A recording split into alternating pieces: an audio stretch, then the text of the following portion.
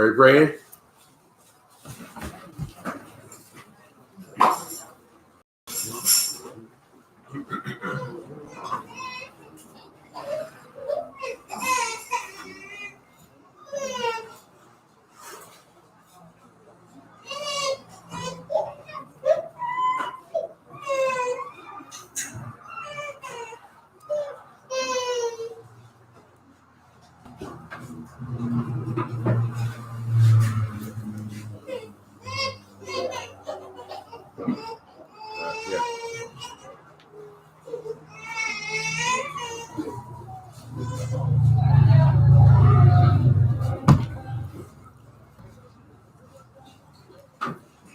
All minds clear? Deuteronomy or Devarim, chapter 6 at verse 4. Hear, O Yisrael, Yahuwah our Elohim, Yahuwah is one. Shema Yisrael. Shema Yisrael. Yahuwah Eloheinu. Yahuwah Eloheinu. Yahuwah Echad. Yahuwah Echad. Shemot or Exodus chapter 20 at verse 3.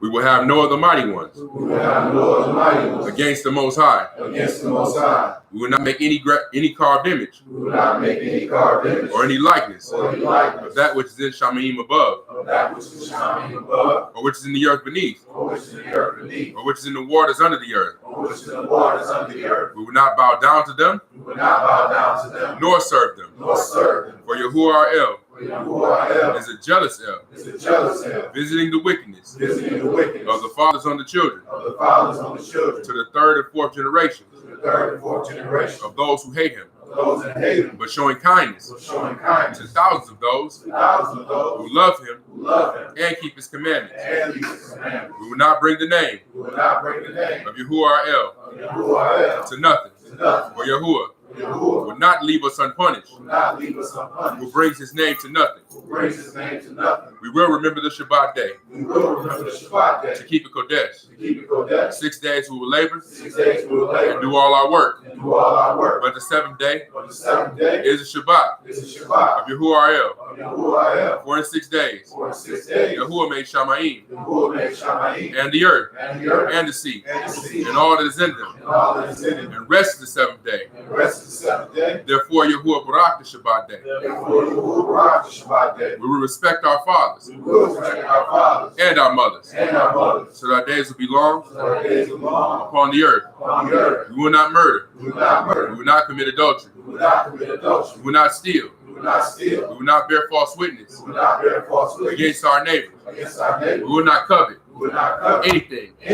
that is our neighbor. Our neighbor. Father, Yah, we give thanks for this day, for the opportunity to gather together, Father, on this set apart day, Father.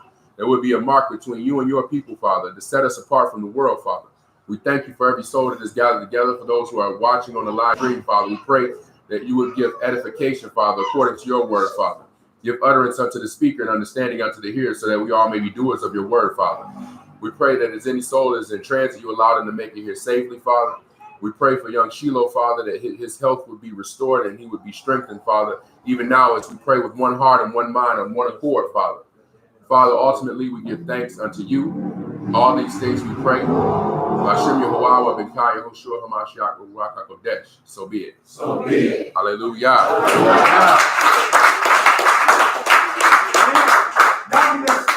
Everybody on up. You ain't got to sit back down. Praise and worship. Praise and worship. Praise and worship. Hallelujah. Hallelujah. Hallelujah. Hallelujah. Praise you, God. Thanks.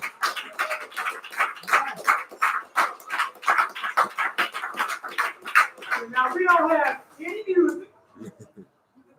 So, we're going to do this just like we used to do it. Hallelujah. It was in the motherland. We're going to say, without you. Right? But we do have drums. We got drums. Don't we, Amir? Can you breathe over here a little bit? Oh, it ain't set up. Oh, we don't have drums. We do have the tambourine. So we can deal with that. All right? And our voice. So, Mary, you can come up here and help me out, right? Yes, sir. So if I call anybody else up and help me out, like you have, you can come up and help me out, right? He sound enthused. So if I call anybody else up and like you can tell them, you gonna come up and help me out, right? Yes, sir. All right, so now we got to praise the worship team, right? Hallelujah. Hallelujah. Hallelujah. Yes, we do. All right, now we're gonna start off with every praise. All right. It worked. Every praise is to our YAH. Every word of worship and one accord. Every praise is to our YAH. Every praise is to our YAH.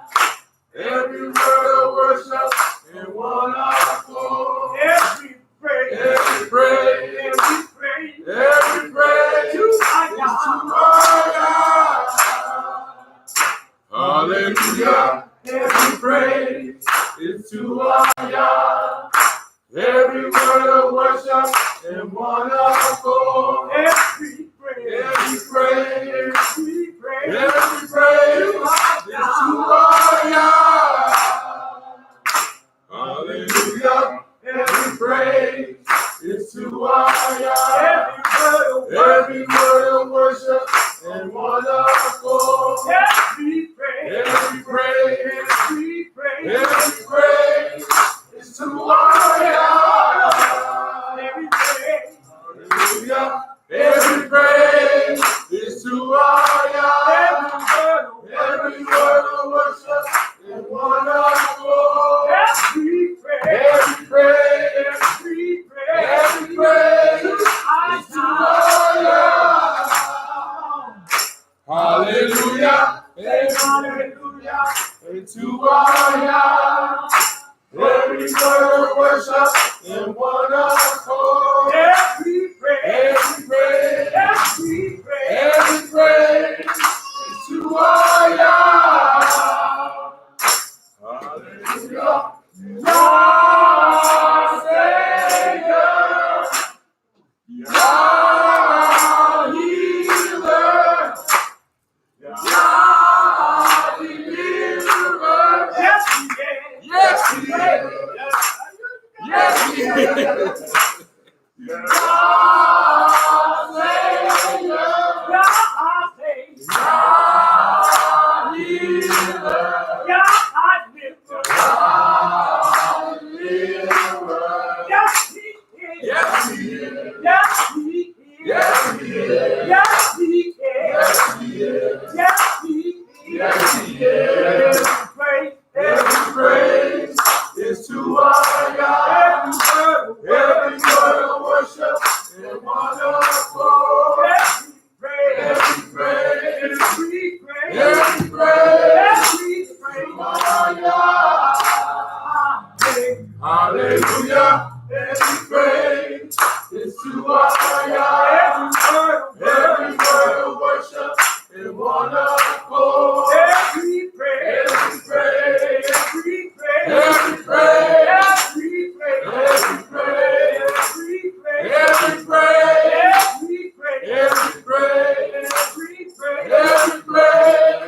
is to our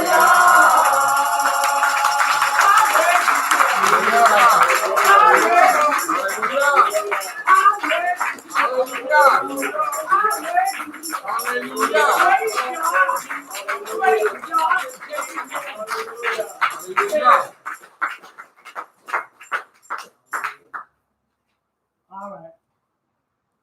We bow down and worship you. We glorify and praise your name. We give our praise today.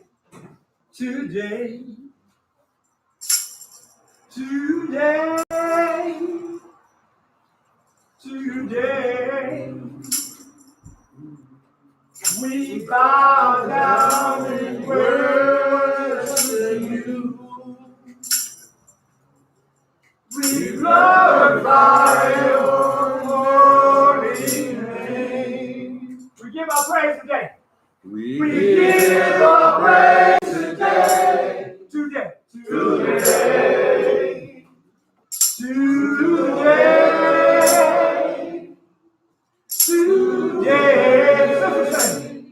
Lord, we find your name.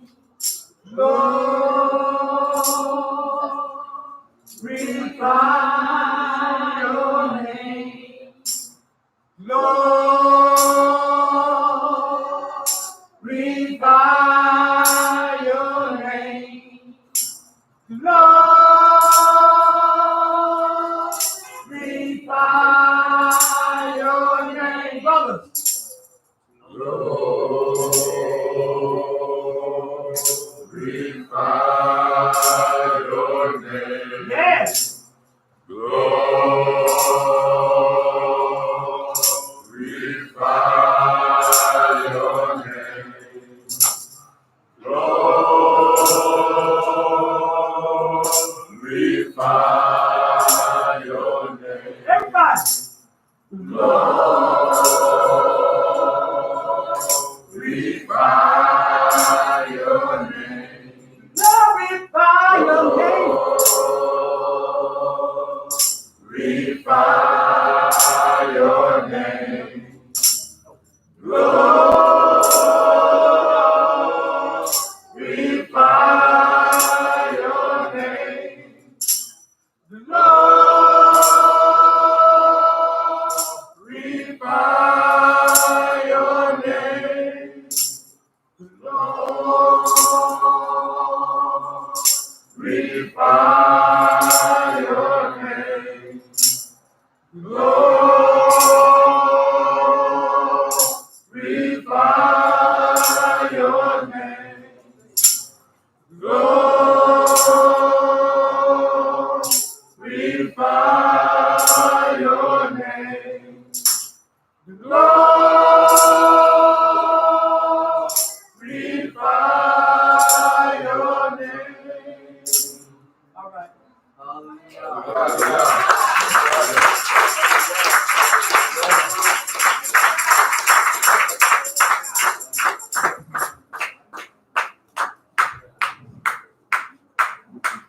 All right, brothers.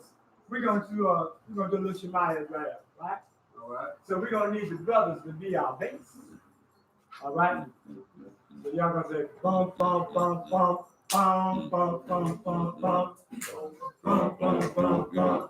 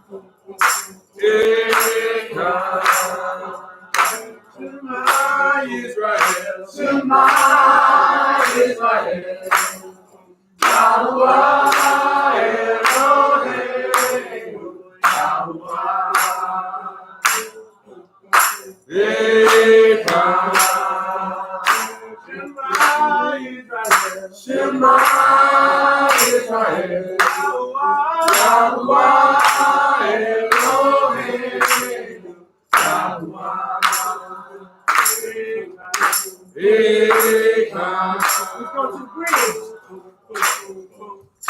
Shema Israel, Shema Israel, Shema Israel. Yeah. Shema Israel, Shema Israel, Shema Israel. 1, 2, 3, say. Shema Israel. Yahweh Elohim.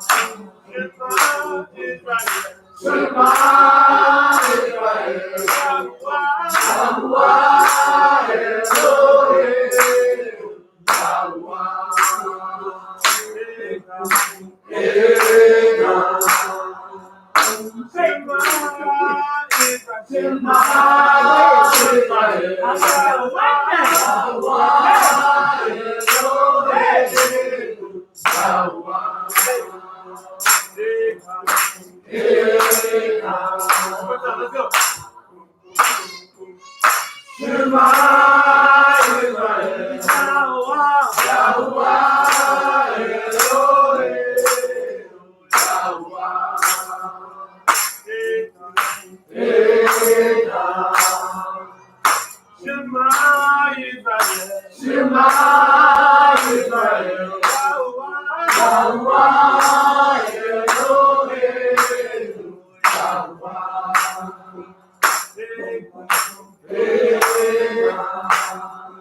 Let's take to the bridge again. Shema Israel, Shema Israel, Shema Israel. Again. Shema Israel, Shema Israel, Shema Israel. Again. Shema Israel, Shema Israel, Shema Israel. 1, 2, 3, 4. Shema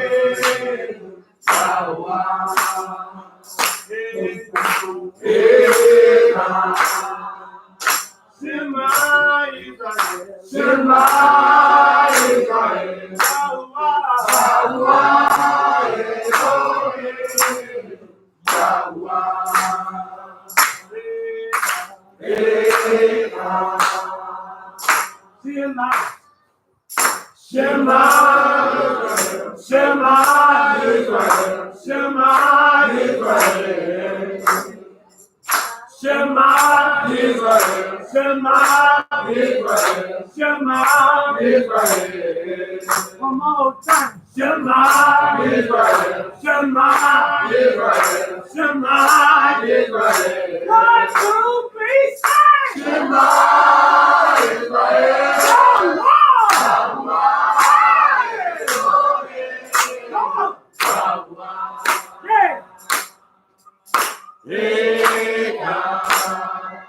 That's 1, 2, 3, say. Shema Israel.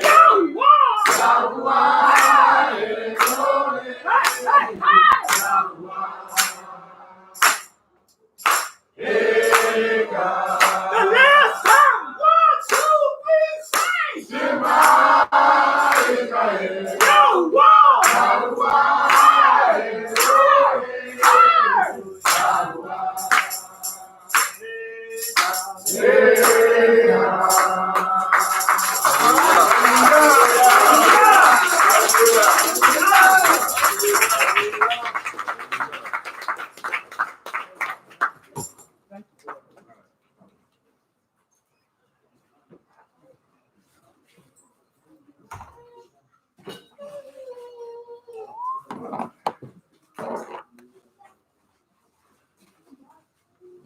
lights here?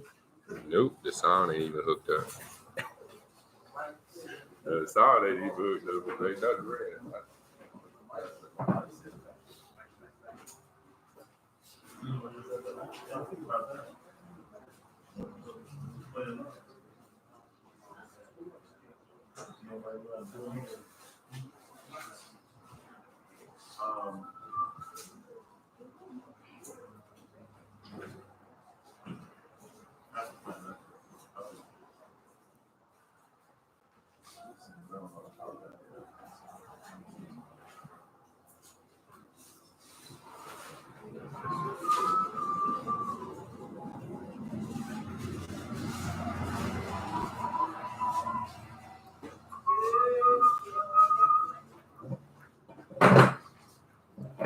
Shabbat shalom. All right. Yeah, that's mine. I got this one. You can use it. Be careful. Everybody about to disintegrate. All right. So even though we already made your acquaintance out front, bro, just ask if you are standing.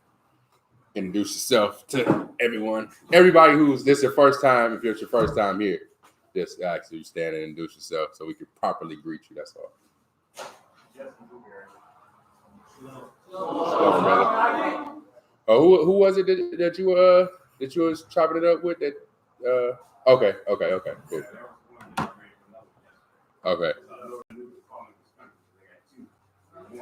Got you. So my brother said he had a visit today with those guys in the purple. Right, I went there. Oh, you went there? I went there because I was searching for a camp, and they popped up, but I didn't remember the name offhand. I was watching YouTube, and I didn't click to my head before I got there. Right, and they asked you for your. I got words on them prior to going, but I still was enjoying it. So it rang a bell when they asked you for your 3 forms of ID. I said, 2 o'clock, man. Sit down and come back. I'll be outside. Yeah. So I'm going along, bro. Right. Okay. Well, welcome, bro. Like I say, you're welcome here anytime. Anytime, brother. Good to meet you, man. Okay. All right. I guess that's it. Shabbat shalom. All right, anybody remember where we was at the last time I was up here? We went through the garden, through the scriptures, walking through, showing that they all had meaning, right? Anybody remember any of that? Shaking your heads, but I don't. Yeah. Well. 2 rivers that's no longer here that was under YAH's throne. Okay. That's one point. Anybody else? The other 2 was taken up.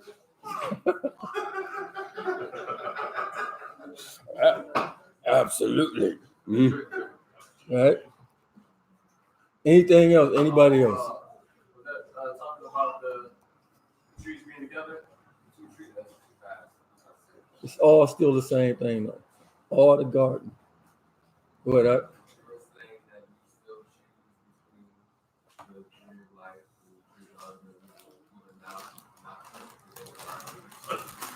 Absolutely. Absolutely.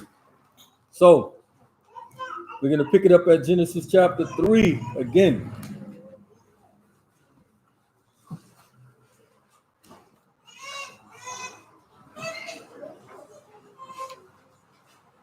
We're going to pick it up at Genesis chapter 3 and verse 1.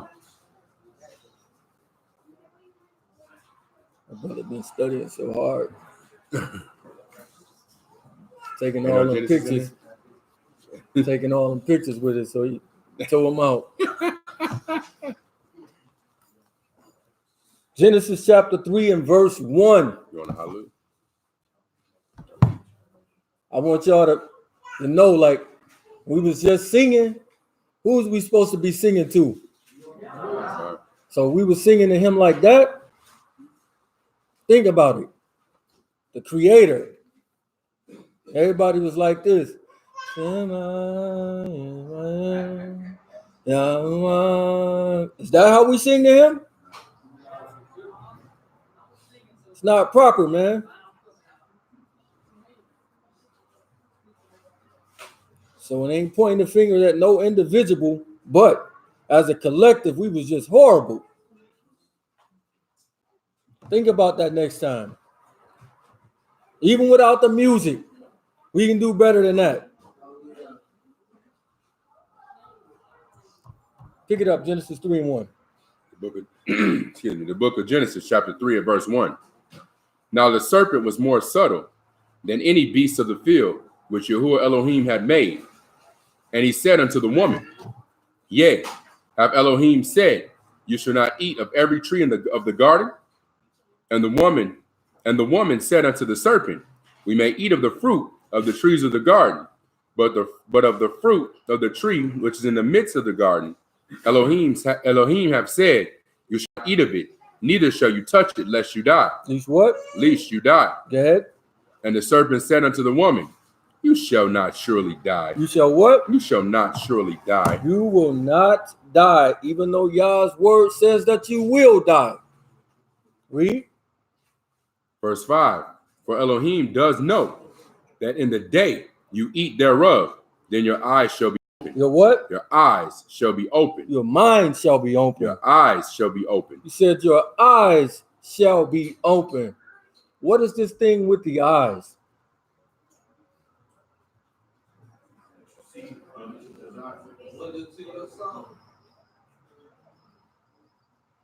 He said your eyes would be open. Right? Read.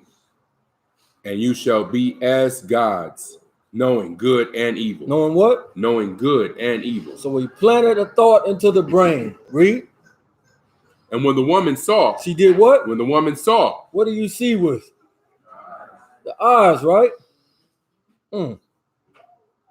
Hold that. Let's get on Matthew chapter 6, verse 22.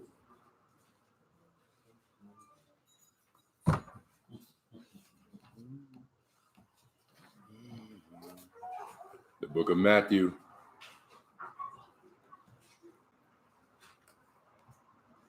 The book of Matthew, chapter 6 at verse 22. The light of the body is the eye. Is what? The light of the body is the eye. He said the light of the body is the eye. Why is that?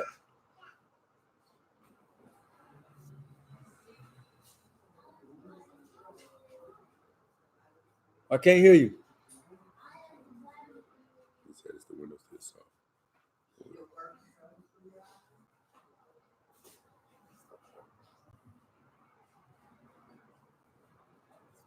Go ahead.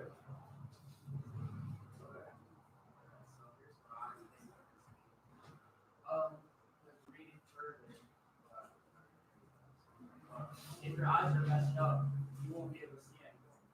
You know, everything will be dark around you. Won't be able to perceive anything. Okay. What you got up? I was gonna say, like, you know, with the light is well, just like the light, it allows you to see stuff. Your eyes allow you to see stuff. So the light is the. Go ahead.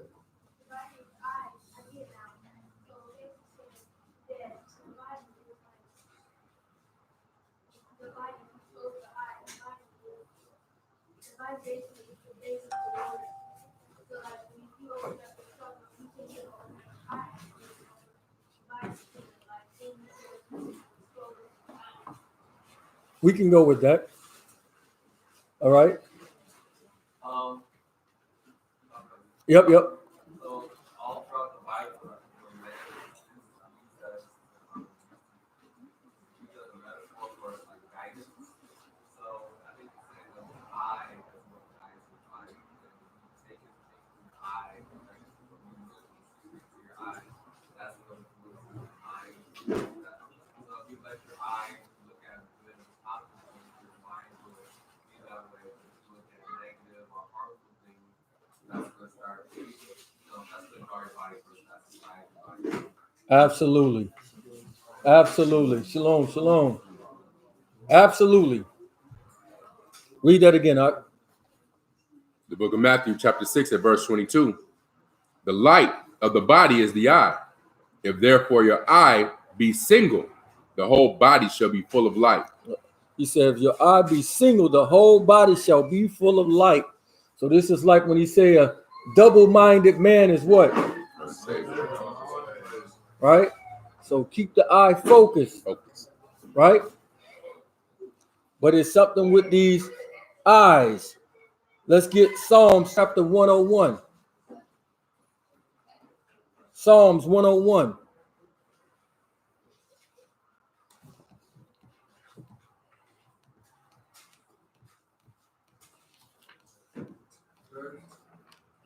Pick it up at verse 1. The book of Psalms, chapter 101, at verse 1.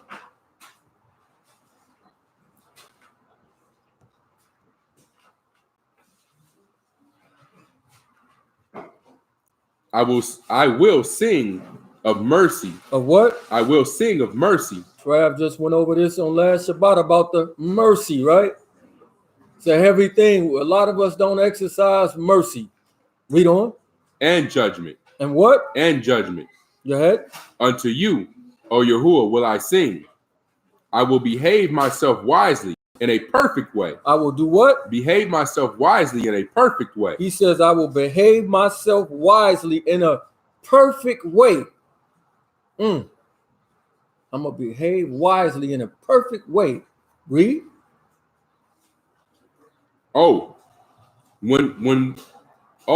When will you come unto me? I will walk within my house with a perfect heart. Where's he going to do that at? He says, in my house will I walk with a perfect heart. Read. I will set no wicked thing before mine eyes. Before what? No, before mine eyes. He says, I will set no wicked thing before mine eyes. So when you're in your house,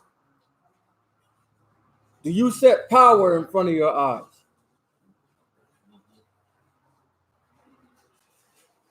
It's not a rhetorical. No.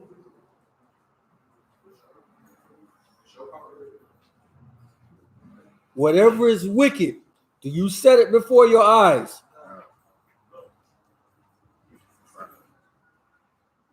Read that verse again. Verse 3. I will set no wicked thing before mine eyes. I hate the work of them that turn aside. It shall not cleave to me. He says, I will set no wicked thing before my eyes.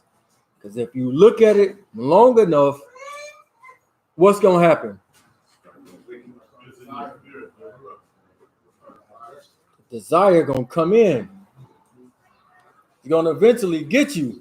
But he specifically says, I will behave myself wisely in a perfect way. Oh, when thou come unto me, I will walk within my house. This means he's in private. The outside world can't see it. So when we get away from people, we tend to do stuff that we think nobody knows about it, right?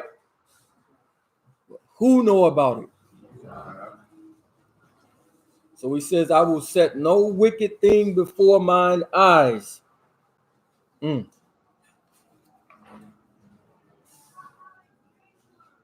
So let's see. Can we think of somewhere where the eyes got anybody in trouble?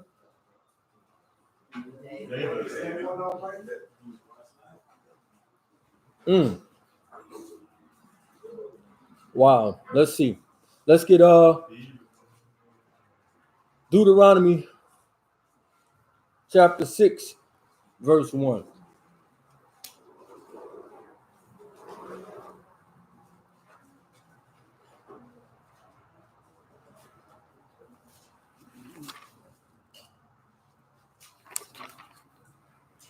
The book of Deuteronomy, chapter 6, at verse 1. Now these are the commandments, the statutes, and the judgments which Yahuwah your Elohim commanded to teach you. That Yahuwah your Elohim commanded to teach you, that you might do them. That you might what? That you might do them. That you might do them. Read. In the land where you go to possess it. that you might fear Yahuwah your Elohim, to keep all his statutes and his commandments, which I command you, your son, and your son's sons, all the days of your life, and that your days may be prolonged. Maybe what? May be prolonged. May be prolonged. So this has something to do with your life being prolonged and lasting, that you might do them. When I bring you into this land, what was one of the things he said that I don't want you to do when you get into that land? That's one. That's one. But what would lead them to follow after other mighty ones?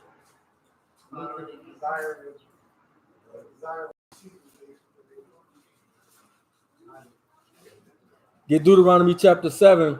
So who was the serpent speaking to in the garden? He's talking to his wife, right? Was she really the one that he was after? So why was he talking to her? You get a wife, you gonna follow yours?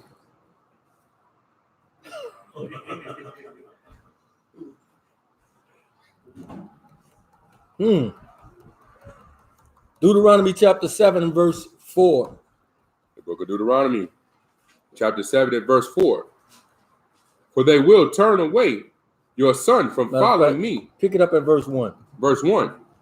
When Yahuwah your Elohim shall bring you into the land where you go to possess it, and have cast out many nations before you, the Hittites and the Girgashites and the Amorites and the Canaanites and the Perizzites and the Hivites and the Jebusites, 7 nations greater and mightier than you. And when Yahuwah your Elohim shall deliver them before you, you shall smite them and surely destroy them. You shall make no covenant with them, nor show mercy unto them. Neither shall you make marriages with them. So you do what? Make marriages with them. Neither shall you make marriages with them. Why not? Read. Your daughter you shall not give unto his son, nor your daughter shall take unto you, nor his daughter shall take unto your son, for they will turn away your son from following me. So the first thing he's saying is, when y'all get to the land, do not intermix with them. When you look out and see how beautiful they are, don't do it, because they're gonna what? They're gonna turn you away. So remember, Eve is the one he's talking to, but Adam is the actual target, right?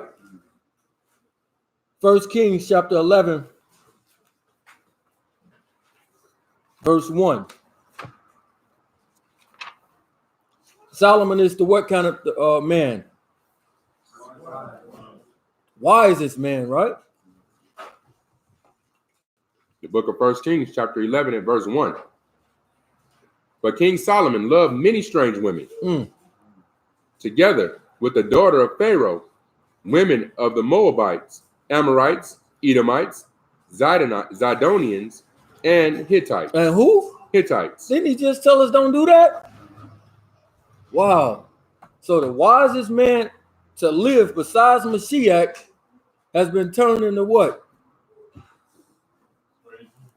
fool.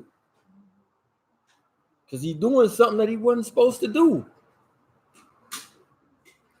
So Satan got a foolproof plan of he knows that the way he can turn the sons of YAH from him is he can get them through a woman. Right? Numbers chapter 25, verse 1. So if you know this story, you know that Moab and Ammon, or the Moabite king, was trying to curse the children of Israel, and he couldn't do it. No way. He said, this is a blessed people. We couldn't curse them, but he made them curse themselves.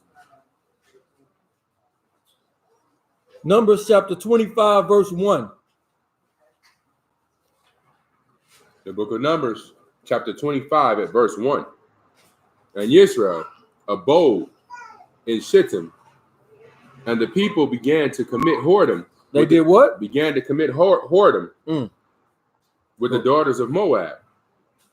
And they called the people unto the sacrifice of their gods.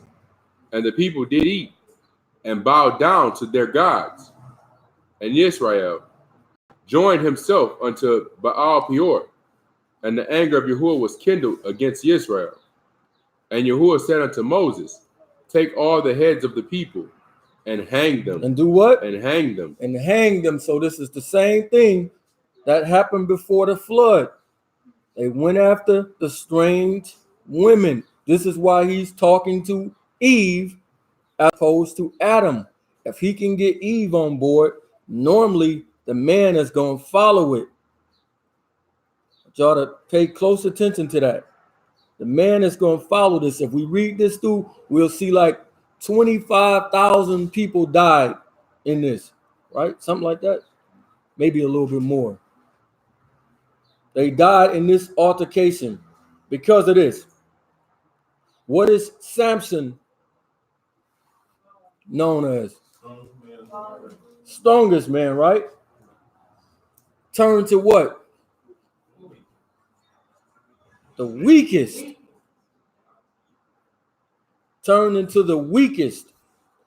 Let's get 1 Kings 21.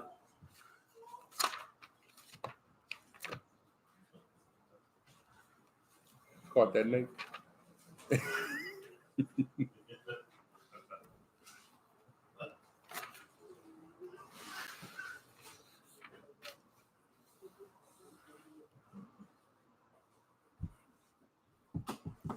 1 Kings chapter 21, verse 25. The book of 1 Kings, chapter 21, at verse 25. But there was none like unto Ahab, which did sell himself to work wickedness in the sight of Yahuwah, whom Jezebel his wife stirred up. Who did it? Jezebel his wife stirred up. So Jezebel his wife stirred him up. It wasn't him. His wife was the one that got him to do it, that he followed her. So we keep going through this and we're going to see something. 2 Kings chapter 8, verse 18. So we had a couple of good kings in Judah and no good kings in Israel. All of the kings of Israel was wicked. 2 Kings chapter 8 and verse 18. And he walked in the way of the kings of Israel, as did the house of Ahab, for the daughter of Ahab was his wife, and he did evil in the sight of Yahuwah. So he went and married Jezebel's and them daughter, and she stirred him up to be wicked. Always through the woman that he's going to get you. Judges chapter 16, verse 4.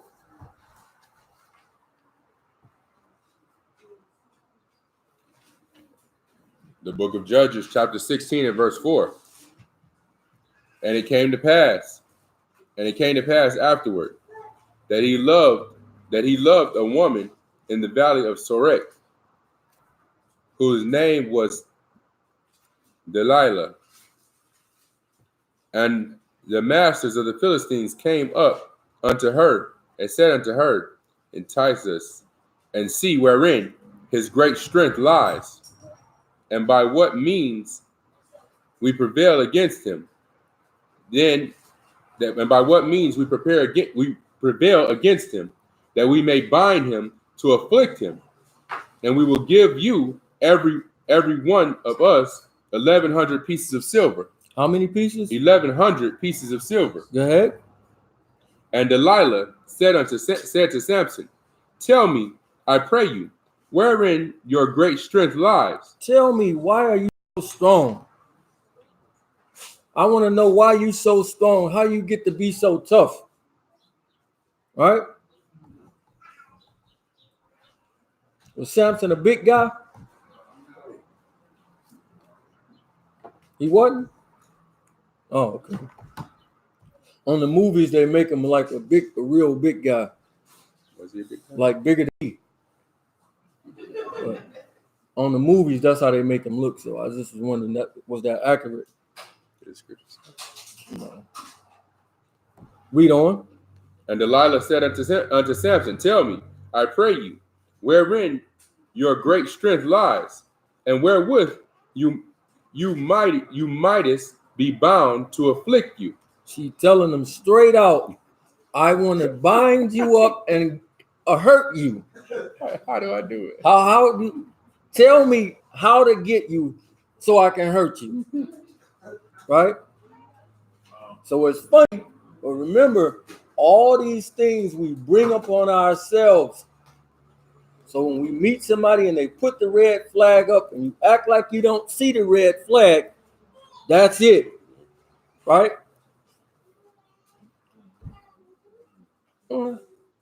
I mean, I had my first baby when I was 12. What? Somebody raped you? No, I wanted. But you act like you don't see it. And you go ahead and do it. Read on. Verse 7. And Samson said unto her, if they bind me with 7 green withs that were never dried, then shall I be weak as another man. So he proud, right? He toying with her. Even though she telling him exactly what she want to do to him, he proud and arrogant and he toying with her. If you get these things, yeah, you can get me then. Playing with her. Read. Then the masters of the Philistines brought up to her 7 green withs, which had not been dried, and she bound him with them. And now there were men lying in wait, abiding with her in the chamber. And she said unto him, the Philistines be upon thee, Samson. And he brake the withs as a thread of tow is broken when it touches fire. So his strength was not known. So now he breaking these ropes like it's nothing. Like spider webs touch fire.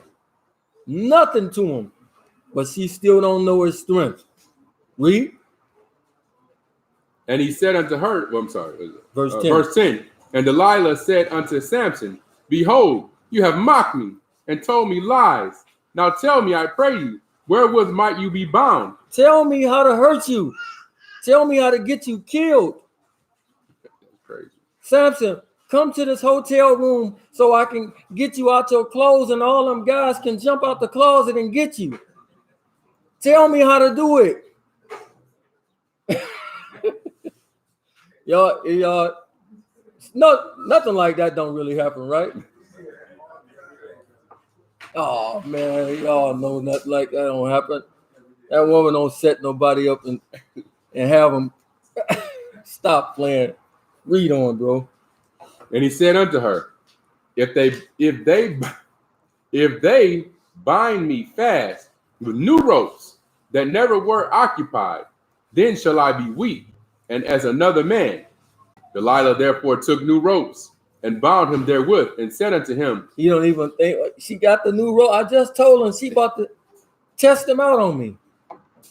He's blind. He's so arrogant and proud, even though he know it, but he think his strength gonna save him, not knowing it's really from YAH. Read. Delilah therefore took new ropes and bound him therewith, and said unto him, the Philistines be upon you, Samson. And there were liars in wait abiding in the chamber, and he brake them from off his arms like a thread.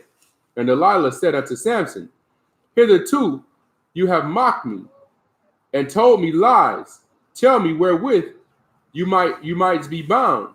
And said unto her, if you weave the 7 locks of my head with the web. And she fastened it with the pin, and said unto him, the Philistines be upon you, Samson. And he awakened out of his sleep, and went away with the pin of the beam and with the web. And she said unto him, how can you say, I love you. How can you say I love you? She probably got the eyelashes on, batting them. How can you say you love me? Read. When your heart is not with me, you have mocked me these 3 times and have not told me wherewith your great strength lies. And it came to pass when she pressed him daily. She did what? Pressed him daily. Pressed him daily. She don't stop. Pressed him daily. Read. For she pressed him daily with her words and urged him, so that his soul was vexed His unto what? death. His soul is vexed unto death. Just get rid. She pressed him daily till his soul was vexed unto death. Read. That he told her all his heart and said unto her, there have not come a razor upon my head, for I have been a Nazarite unto Elohim from my mother's womb. If I be shaven, then my strength will go from me, and I shall become weak and be like any other man. And when Delilah saw that he had told her all his heart, she sent and called for the masters of the Philistines, saying, come up this once, for he hath showed me all his heart. Then the masters of the Philistines came up unto her and brought money in her hand, and jumped out the closet on him. And waiting, jumped out on him. Read. And she made him sleep upon her knees. And she called for a man, and she called him to shave off the 7 locks of his head. And she began to afflict him, and his strength went from him. And his what? His strength went from him. And his strength went from him. Read. And she said, the Philistines be upon thee, Samson. And he awoke out of sleep and said, I will go out as at other times before, and spake myself. Shake myself. And shake myself. And he went, and he wist not that that Yahuwah had departed from him. So right there, he don't even realize that Yah ain't with him no more. But the strongest man to ever live is turned into a weakling for this woman. It's a message in this. We're going to see. So back to Adam. Adam willfully sinned with what he did. Let's get John chapter 16, verse 17.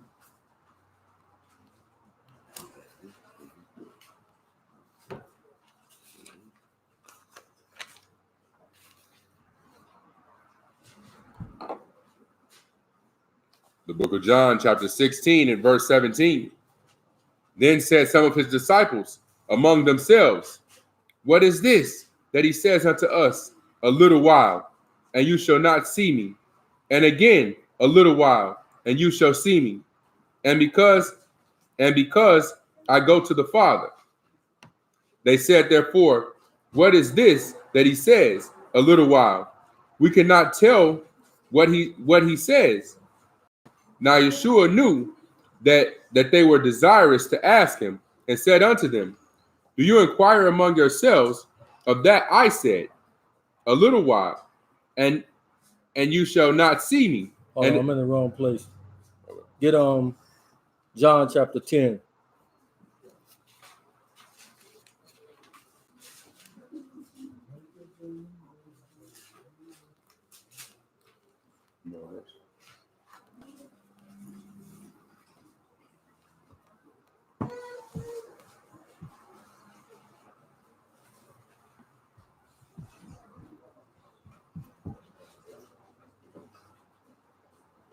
I'm gonna say Samson was probably built up like Snoop Dogg.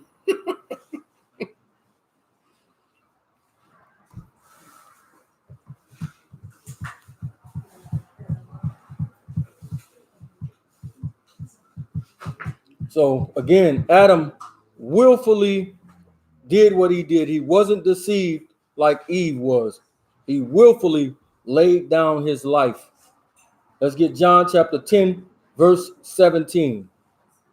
The book of John, chapter 10 and verse 17. That's what this was actually pointing to. Read. Therefore does my Father love me, because I laid down my life, that I might take it again. No man take it from me, but I lay it down of myself. I have power to lay it down, and I have power to take it up, to take it again. This commandment have I received of my Father. What? This commandment have I received of my Father. So just like this, Mashiach willfully doing this, that's what Adam actually did. He was not deceived like Eve was. He willfully sinned and laid his life down. Mashiach didn't sin, but he willfully did this.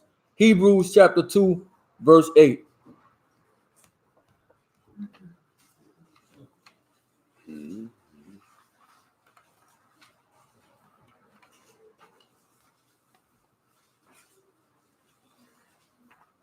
The book of Hebrews, chapter 2 at verse 8.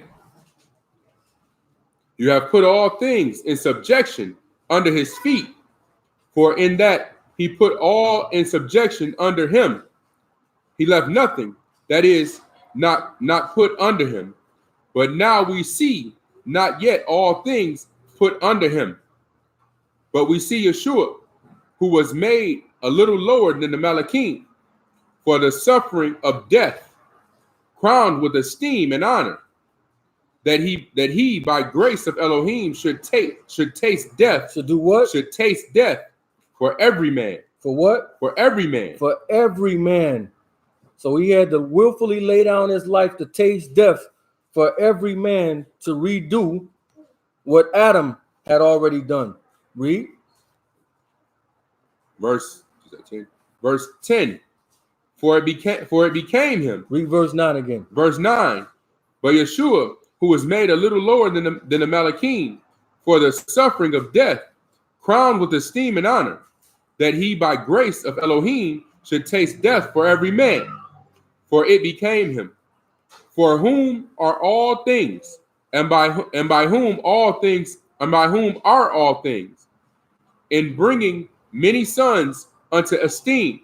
Into doing what? Bringing many sons unto esteem. So he had to do this in order to bring many sons into esteem. 2 Corinthians 5:21.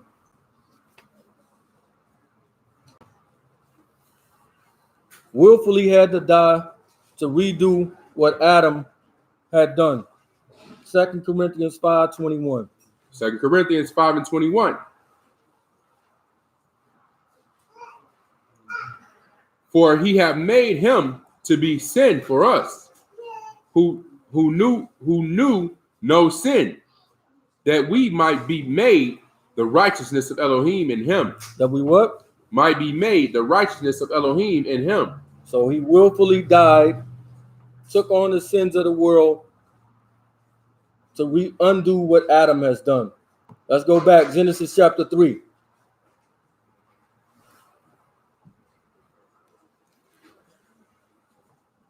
So before they ate from the tree, they had no knowledge of what? This means they didn't have any pride. They didn't have any scheming in them. They didn't have any ulterior motives. They didn't have none of this in them, right? You need to know that. Because a lot of people say, oh, Eve was doing this and she was. No, they didn't know any of this before this point. Genesis chapter 3, pick it up at verse 5 again. Genesis chapter 3 of verse 5. For Elohim does note that in the day you eat thereof, then your eyes shall be open, and you shall be as God. So at this point, their eyes are not open. Read. Knowing good and evil. And when the woman saw that the tree was good for food, and that it was pleasant to the eyes, and a tree to be desired to make one wise, she took of the fruit thereof, and did eat, and gave also unto her husband with her. He willfully ate it. Read. And he did eat. And the eyes of them both were open, and they knew that they were naked. They what? Knew that they were naked. They knew that they were naked. Read. And they sewed fig leaves together and made themselves aprons. So did they just become naked right here? They was already naked, right? Why all of a sudden they trying to cover up now? But they been could see it. All of a sudden now, they conscious that they naked. Wow. Now they getting all of these feelings in them. They ain't never felt fear before. Right? All of this stuff been there, but they ain't never known it. All of a sudden, they hide themselves to make fig leaves. Use that verse 6 or 7? Verse 6, 7. Read that again. Verse 7. And the eyes of them both were open, and they knew that they were naked, and they sewed fig leaves together and made themselves aprons. And they heard the voice of Yahuwah Elohim walking in the garden in the cool of the day. And Adam and his wife hid themselves from the presence of Yahuwah Elohim. They did what? Hid themselves from the presence of Yahuwah Elohim. They hid themselves from the presence of Elohim. So they are hiding because they did something wrong, right?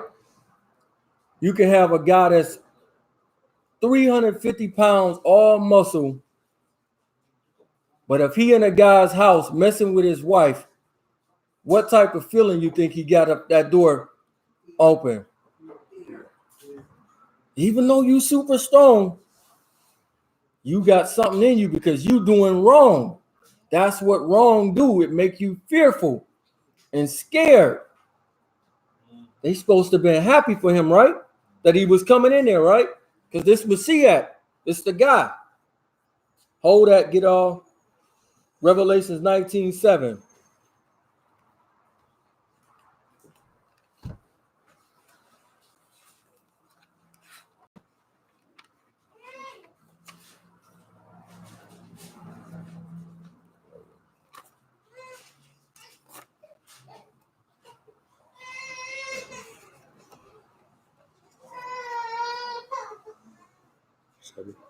Mm-hmm.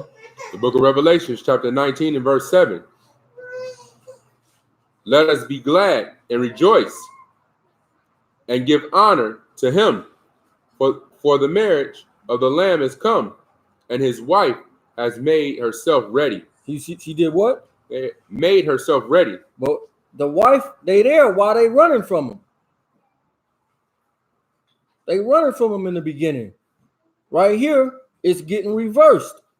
You're going to be in the white. The garments of light is the white. It represents righteousness.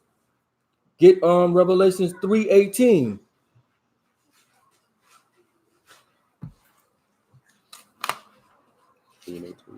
Mm-hmm. The book of Revelations, chapter 3 and verse 18. I counsel you to buy of me gold tried in the fire, that you may be rich, and white raiment. And what kind of raiment? White raiment. Read. That you may be clothed, and that the shame of nakedness do not appear. The what? The shame of nakedness do not appear. So they are naked, and it appears, but it's getting reversed right here. I counsel thee to buy of me gold tried in the fire, that thou mayest be rich, and white raiment, that thou mayest be clothed, and that thy shame of thy nakedness do not appear. So it's got to be reversed, because now they naked and they know it, and they're trying to cover themselves with fig leaves, with fruit. Let's go back. Genesis chapter 3.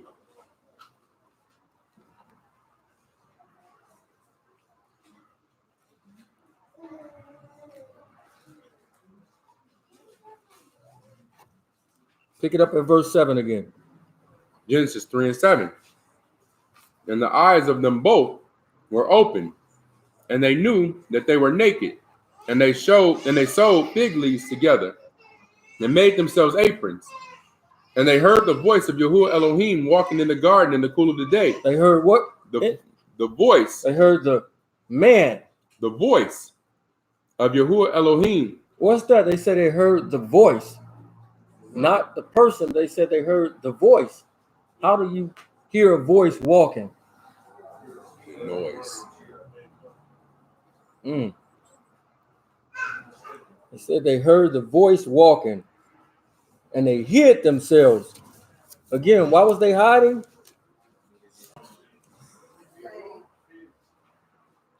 This voice or this word convicts. Deuteronomy 27, verse 9.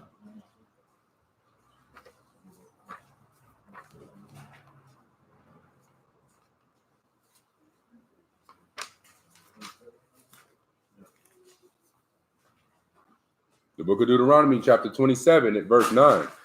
And Moses and the priests, the Levites, spake unto all Israel, saying, Take heed and listen, O Israel. This day you are become the people of Yahuwah your Elohim. You shall therefore obey the voice of Yahuwah your Elohim. Obey what? The voice. Obey the voice. It's the voice that's walking in there. It's telling you to obey the voice. Read.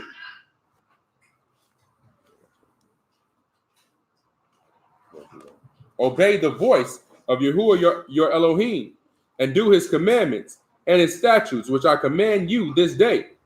And Moses charged the people the same day, saying, These shall stand upon Mount Gerizim to bless the people when you are come over Jordan. Simeon and Levi and Judah and Issachar. We good right here. But it's this voice convicts. Psalm 78 and 1. They are running and hiding from the voice.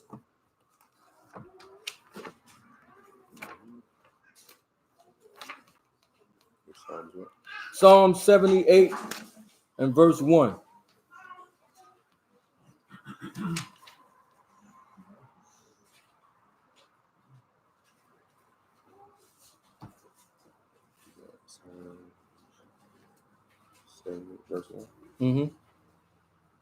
Give ear, O my people, to my law.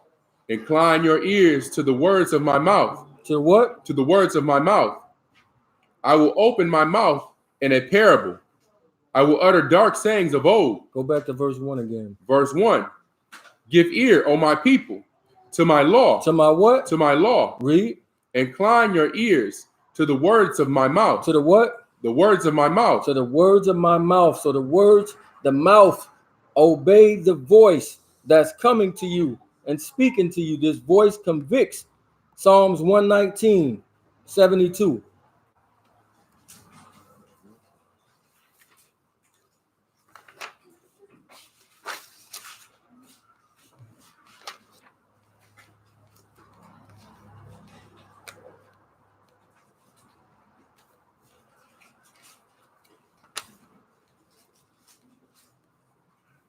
The book of Psalms, chapter 119 and verse 72.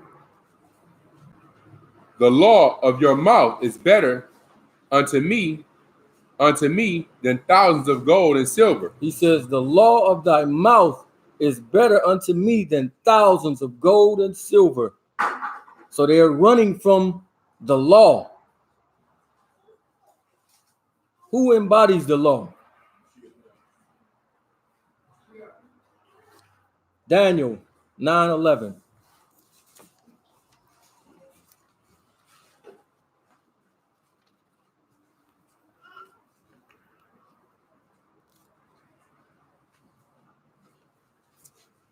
The book of Daniel, chapter 9 and verse 11. Yeah, all Israel have transgressed your law. How many of Israel? All Israel have transgressed your law. Go ahead. Even by departing, that they might not obey your voice. They might not do what? Obey your voice. Obey the voice. So the voice is walking in the garden, They are hiding from the voice. Read.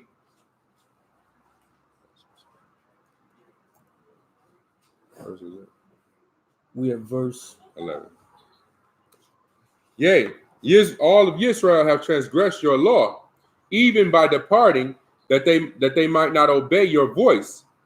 Therefore, the curse is poured upon us, and the oath that is written in the law of Moses, the servant of Elohim, because we have sinned against him. Because what? We have sinned against him. So it says, yea, all Israel have transgressed thy law, even by departing, that they might not, like they did, obey the voice. Therefore, the curse is poured upon us, and the oath that is written in the law of Moses, the servant of Elohim, because we have sinned against him. So they ran from him. In previous times when he came in the garden, they walked with him. But today, they hiding from him. They running from him. Can we see anywhere else that when the voice come on the scene, that the people hide from him?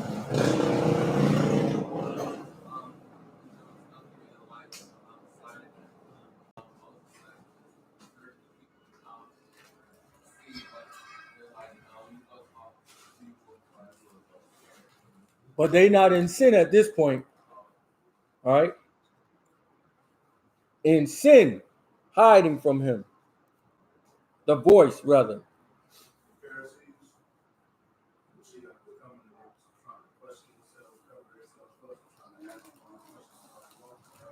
They wasn't running from him. They was following him. Wherever he went, they followed him. That's a good one. Even though he wasn't, we're going to see something. Get Revelation chapter 6, verse 15.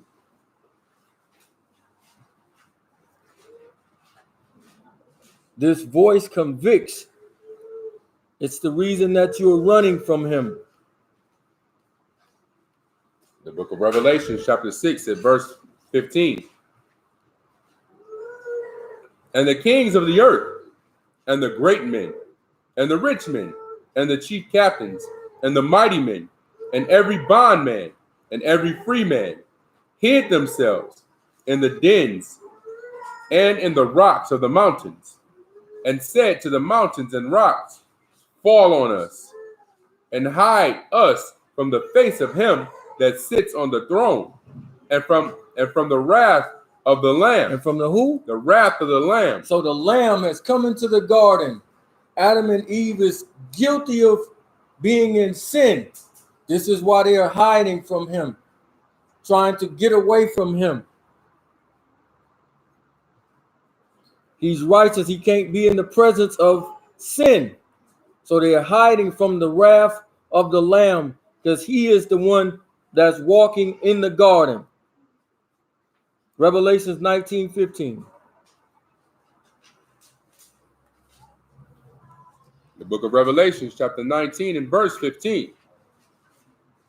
And out of his mouth goes a sharp sword, that with it he should smite the nations, and he shall rule them with a rod of iron. And he treads the winepress of the fierceness and wrath of Almighty Elohim. What does this mean? That he tread up the winepress. What is that talking about? Stepping on the wine? So he's going to crush grapes in the end. So that's what I'm asking you. His wrath. He's going to tread these people like grapes, because they're in sin. So they're running from him, just like Adam in the beginning. You running from him because you can't stand the presence of him, because you're guilty. Guilt makes you run. Ephesians 6:17.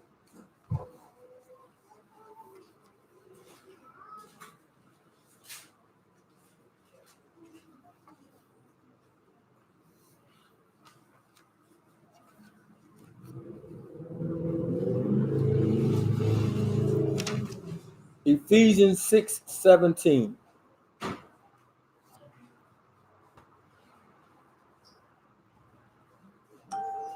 The book of Ephesians, chapter 6 and verse 17. And take the helmet of salvation and the sword of the Ruach, which is the word of Elohim. Which is what? The word of Elohim. So it says, take the helmet of salvation and the sword of the Spirit, which is the word of Elohim. Who is the word? Mashiach. So they was again running from him. Hebrews 4 and 12. The book of Hebrews, chapter 4 and verse 12. For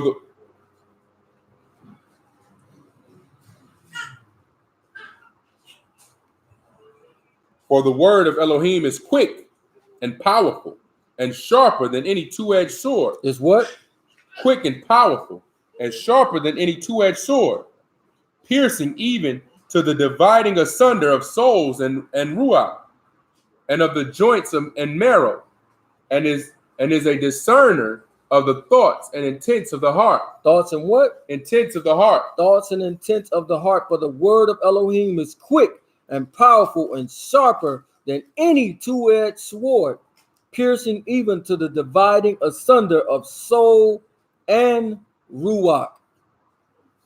So his word goes into the soul and ruach, and is comparing that to the joints and the marrow as a discerner of the thoughts and the intents of the heart. This is how sharp. This is why they running. Let's get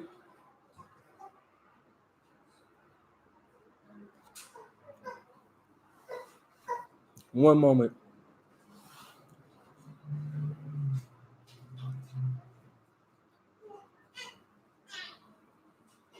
Get John chapter 1.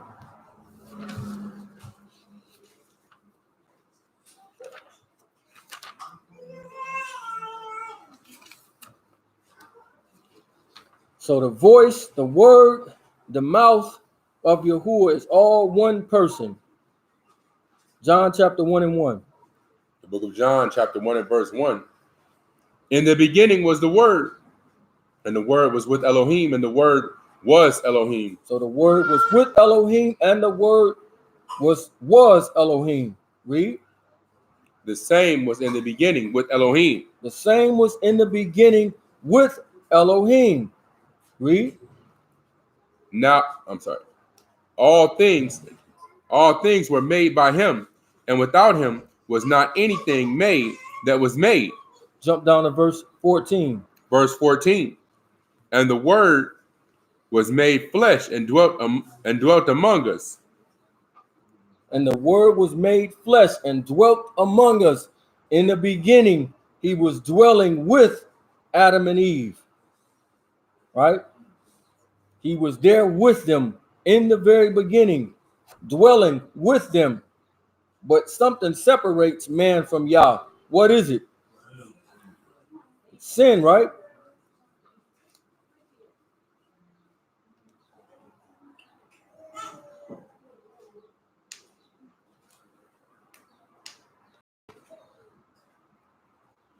So the reason that the world hates is because of that word.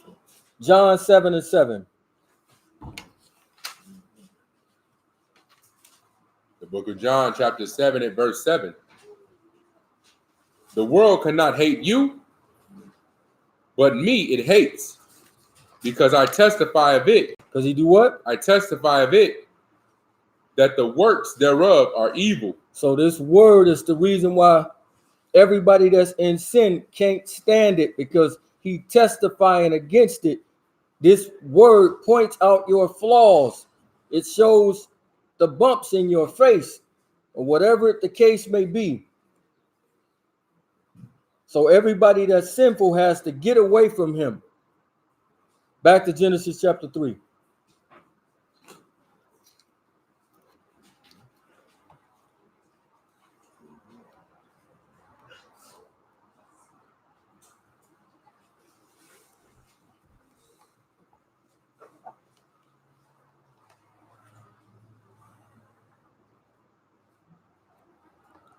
Go ahead. Going to Genesis chapter 3, picking it up at verse 7. Genesis 3 and 7. And the eyes of them both were open, and they knew that they were naked. And they sewed fig leaves together and made themselves aprons. And they heard the voice of Yahuwah Elohim walking in the garden in the cool of the day. And Adam and his wife hid themselves from the presence of Yahuwah Elohim among the trees in the garden. Among the what? The trees in the garden. He said they hid themselves among the trees in the garden. Was the other trees wicked and evil? It wasn't. He said they hid themselves amongst them. When something happened, where's the first place most people run to? When 9/11 happened, where's most people go? Somebody said it. They ran to church. You ran amongst something that you thought was good to conceal yourself. I'm hiding in here just in case I feel like I'm safe in here. I'm hiding myself amongst what I think is good. Even though when you went in there, you ran right to more evil. So they hiding themselves amongst the other trees, trying to get away from him. So they covered themselves with fig leaves, but they still was naked. Ephesians 2 and 8.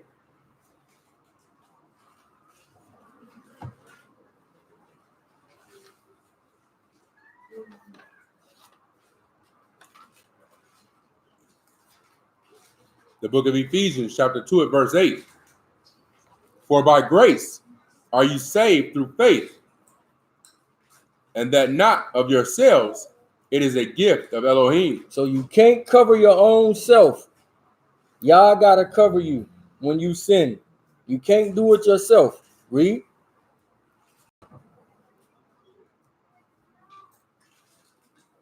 Not of works, lest any man should boast. For we are his workmanship, created in Yeshua HaMashiach unto good works, which Elohim have before ordained that we should walk in them. That we should do what? Walk in them. That we should walk in them. Genesis 27, verse 8.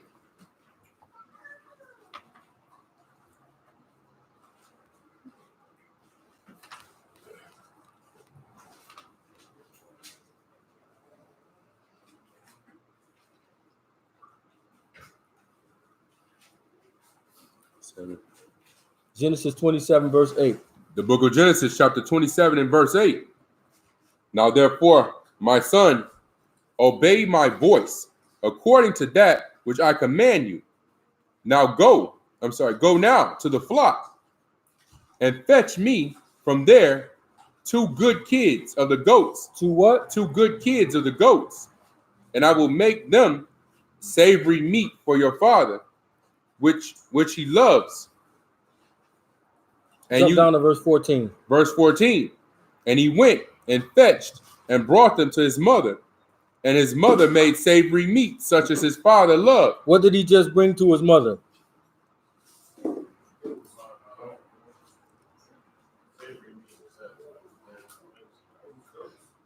It was what?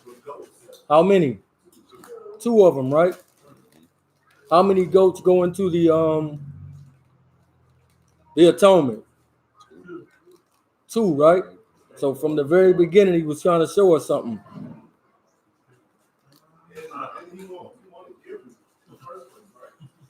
His father wanted deer meat. Yeah, something to this though. Read that again, verse 14. Verse 14.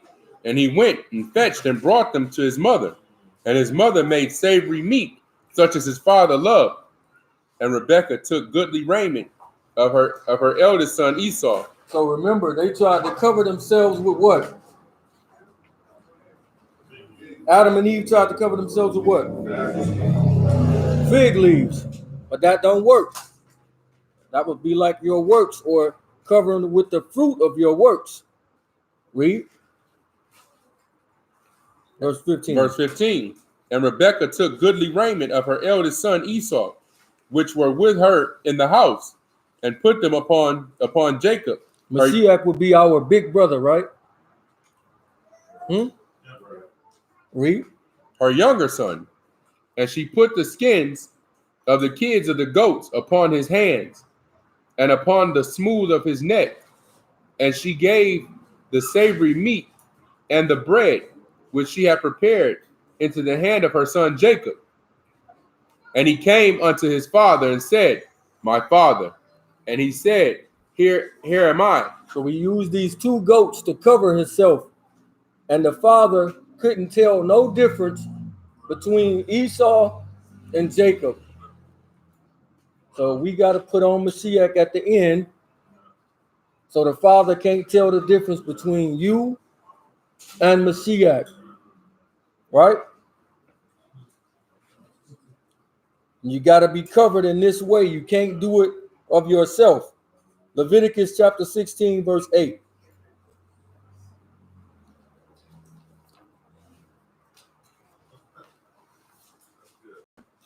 Because he is the atonement.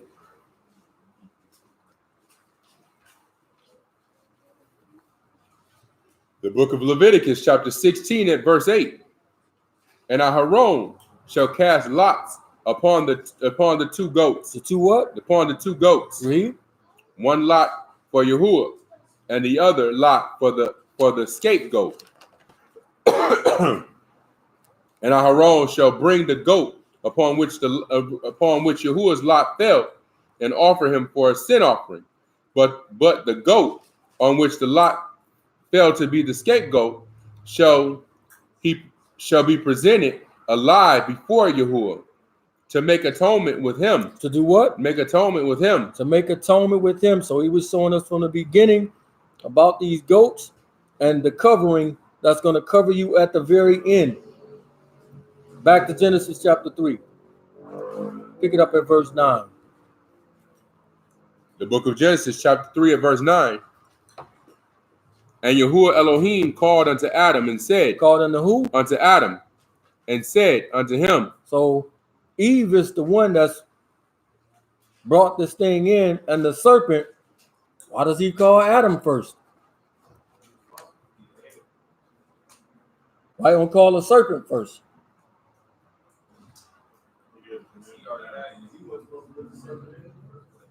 He was already in there. Call Adam first, right? Read that again. And Yahuwah called unto Adam and said unto him, Where are you? And he said, I heard your voice in the garden, and I was afraid. I was what? I was afraid. How are you afraid? You don't know nothing about no afraid. You don't know no fear. You don't know hurt and pain and sorrow and anger. Why you say you're afraid of me? Exactly. Because he's guilty. Remember, y'all don't ask questions because he don't know the answer. He asking the question so you can come clean, right? When David got caught up in his stuff, what did David do? He confessed it. He came clean. Every time he come clean. So when y'all ask you something, the child, did you eat the Oreo cookies? Chocolate all on their teeth. Crumbs everywhere. I know that you ate them. I just want you to come clean. It's the same thing with y'all right here. Read that again. And he said, verse 10, and he said, I heard your voice in the garden, and I was afraid because I was naked, and I hid myself. And he said, Who told you that you were naked? have you eaten of the tree whereof I commanded that you should not eat? Asked him the question. Have you ate from where I told you not to eat from? He know you already did it. Read. And the man said, the woman who you gave me to be with me, she gave me of the tree, and I did eat. Who is Adam really blaming right here? Yeah. He's blaming YAH. He say, I would have never done this if you ain't give me this woman. Wow. The nerve of you. The nerve of this dude. You blame him when it's you that did it. Wow. If it weren't for that woman you gave me, I would be straight. I would have never ate from it. Read that again. And the man said, the woman who you gave to be with me, she gave me of the tree, and I did eat. So he blamed YAH himself. He didn't blame the serpent. He didn't blame Eve. He blamed YAH.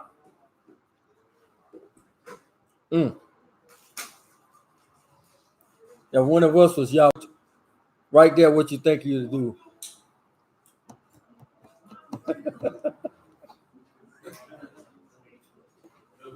What?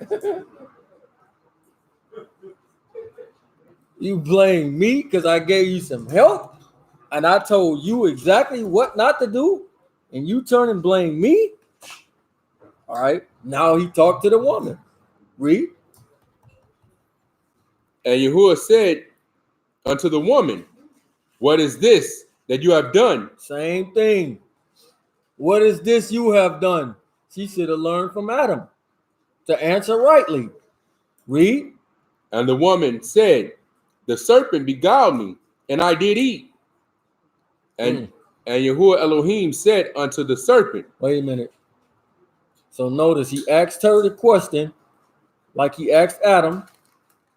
She didn't blame Adam. She didn't blame YAH. She blamed the serpent. But now notice when he talked to the serpent. It's no comparison in this when he talking to him. Read. And Yahuwah Elohim said unto the serpent, because you have done this. Not what have you done? It is because you have done this. Right? It switches. Because you have done this. Read. You are cursed above all cattle and above every beast of the field. Upon your belly shall you go, and dust shall you eat all the days of your life. What does that mean? Dust shall you eat all the days of your life. Anybody? I was trying to look at it. Didn't he refer to us as dust of the earth? He referred to Abraham's seed as like the dust of the earth. That's a good one, but anybody else? Absolutely. Jump down to verse 19, I believe. Verse 19. In the sweat of your face shall you eat bread till you return unto the ground. So you do what? Return unto the ground. Go ahead. For out of it were you taken, for dust you are, and unto dust shall you return. So the serpent feeds on what? Death. His whole mission is to kill you, right? It's to kill you in your sin. So he feeds on death all his days. He said, on your belly shall you go, and dust shall you eat. Man, when he dies, goes back to dust. So he feeds on death. Jump back to verse 14 again. Verse 14. And Yahuwah Elohim said unto the serpent, because you have done this, that you are cursed above all cattle and above every beast of the field. Upon your belly shall you go. And notice there is no sympathy. There is no room for repentance for him right now. Right? No forgiveness for him. Read. Upon your belly shall you go, and dust shall you eat all the days of your life. And I will put enmity between you and the woman, and between your seed and her seed. It shall bruise your head, and you shall bruise his heel. Unto the woman, he said. So notice it's beef between the woman and the serpent. Not Adam and the serpent, but the woman. What is that pointing us to? Declaring the end from the beginning. There's no beef between Adam and the serpent here, but between the woman and the serpent.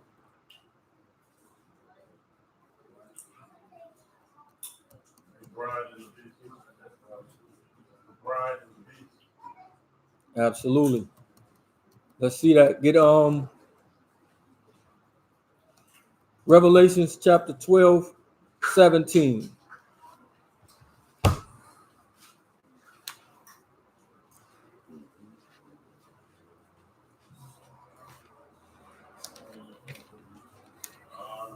The book of Revelation, chapter 12, and verse 17. And the dragon was wroth with the woman. It was what? Wroth with the woman. It was wroth with the woman. Read. Go ahead. And the dragon was wroth with the woman, and went to make war with the remnant of her seed, which kept the commandments of Elohim, and have the testimony of Yeshua HaMashiach. So the same thing in the beginning, the war, he put it right there. It's going to play all the way to the end, that he's coming after the woman's seed. Go back Genesis 3:16.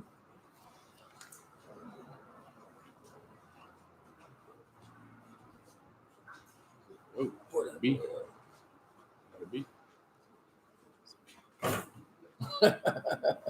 It was like King Kong on the building. The book of Genesis, chapter 3, and verse 16. Unto the woman he said, I will greatly multiply your sorrow and your conception.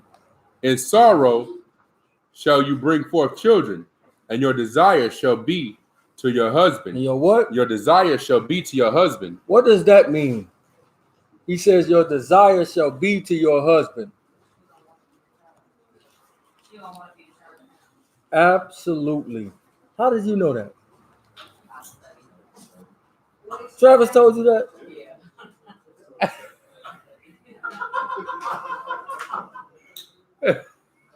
Odd. Exactly. That's what this is really saying. That's what this really means. Right? So read that verse again.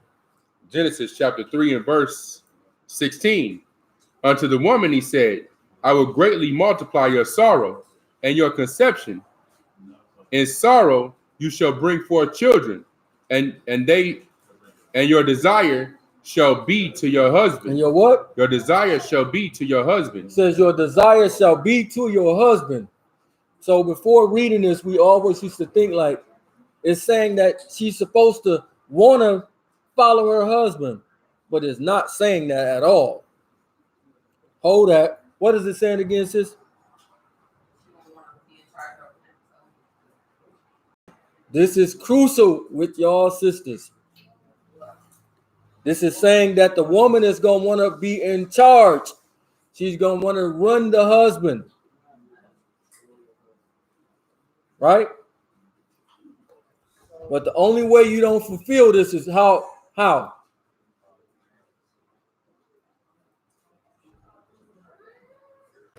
How can you not fulfill this and get yourself in trouble? Because the next piece of the verse he says, but your husband shall rule over you. How do you not fulfill this? Because y'all got it on you for real. Y'all want to be the boss for real. How do you not fulfill this? Be submissive? How? What you got to do? You got to listen and do. But where you listen, how? And you got to get something out of you. Wow. So this is a deep, deep thing right here that he's saying. This is why he come back in the next verse and say what he say.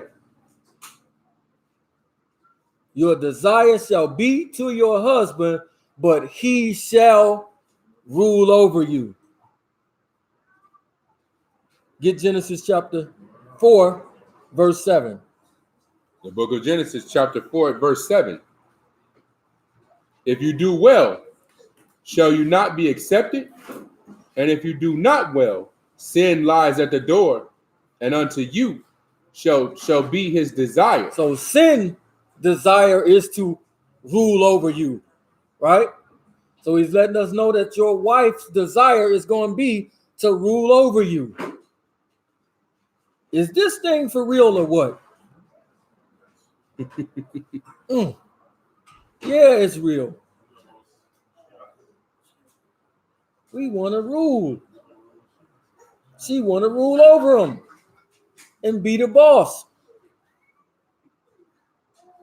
Because it all come back from when Eve got in front and he was talking to her instead of Adam. So when y'all having y'all babies, guess why? The pain is there. Because it is. Read that verse again. In Genesis chapter 3. Genesis 3 and 16. Unto the woman he said, I will greatly multiply your sorrow and your conception. In sorrow you shall bring forth children, and your desire shall be to your husband, and he shall rule over you. And he shall do what? And he shall rule over you. So all of these birth pains right here was actually still pointing us to something. Get John chapter 16. Let me make sure. The birth pains is actually still pointing us to something.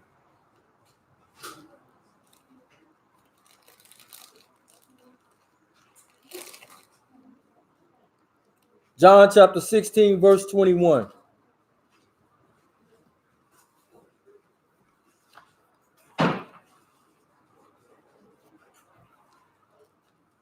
So from the beginning, he was actually prophesying through these things, the end.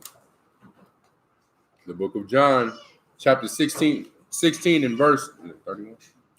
21. A woman, when she is in travail, has sorrow, because her hour has come.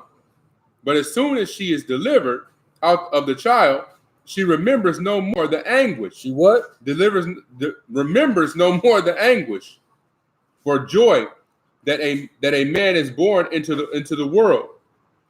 And you now therefore have sorrow, but I will see you again, and your heart shall rejoice, and your joy no man takes from you. Your what? Your joy no man takes from you. So you're showing that through the birth pains, it's going to be like the end of the world. So when a woman is in her travail, it feels like the end of the world.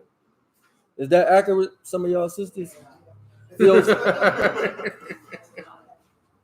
So he's showing us at the end of the world, it's going to be terrible. It's going to be the same type of feeling that's going to be going on with the world, the birth pains. But as soon as it's over with, if you make it to the other side, you ain't going to remember it no more. And YAH shall wipe away all tears. Jeremiah 30 and verse 5. So I'm going to ask y'all again. Y'all say it feels like the end of the world, right? So why would you have another one after the first one? Was it a joy?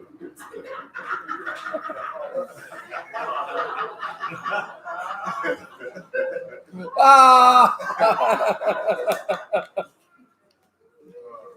I mean, shoot, that doggone Hennessy.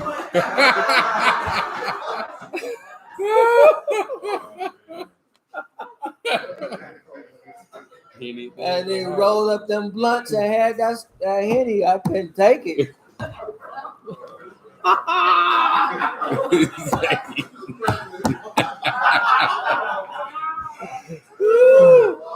Say it feel like the end of the world and do it again. Wow. I'm going to keep going through the end of the world with it. Right. Anything can happen. Jeremiah 30 verse 5. The book of Jeremiah, chapter 30 at verse 5.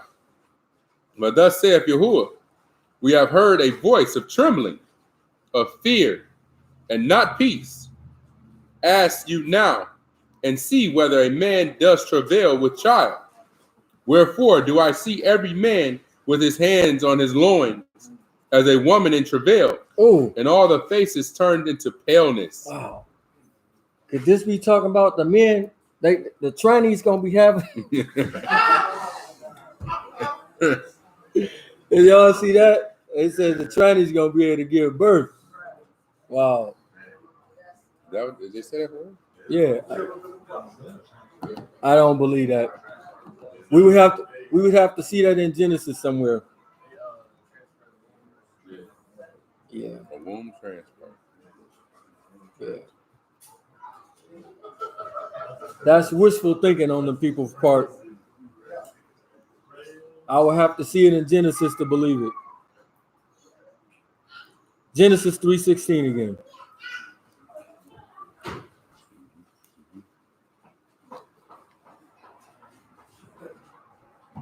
Genesis 3:16.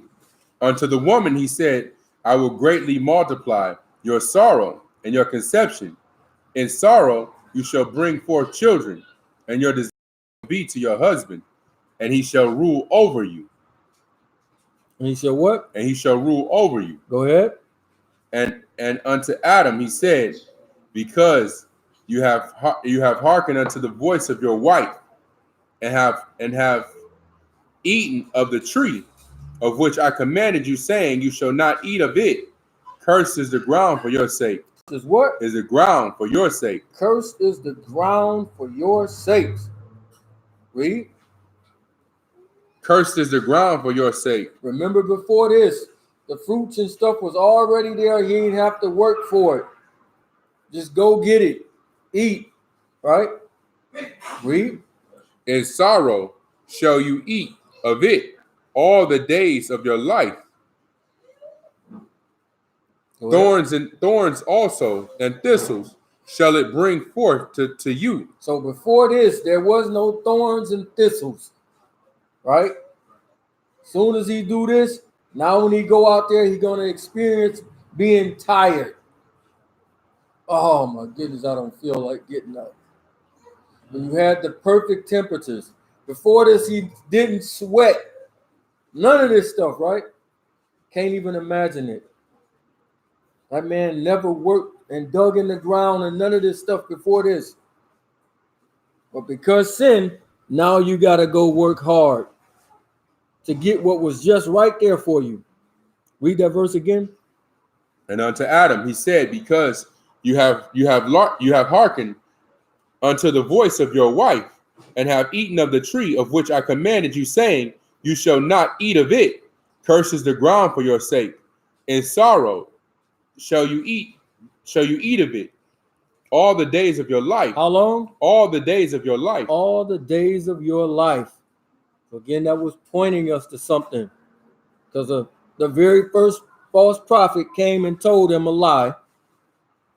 Let's get, what y'all think that's trying to show us? About the thorns and the thistles. Coming up.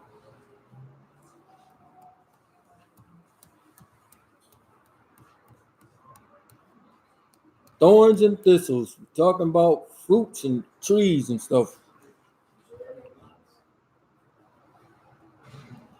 Matthew chapter 7, verse 15.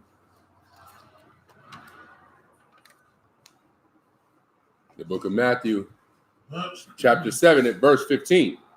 Beware of false prophets, which come to you in sheep's clothing. Which come to you what? In sheep's clothing. Come to you being friendly, acting nice, looking like a prophet, speaking goodly words. Read. Verse 15. Beware of false prophets, which come to you in sheep's clothing, but inwardly are ravening wolves. They what? Ravening wolves. So they ravening wolves, but they look like a lamb. Read. You shall know them by their fruit. By their what? By their fruits. You shall know them by their fruits. What does to know them by their fruits mean?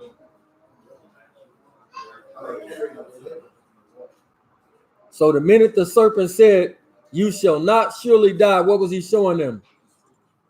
His fruits. Read.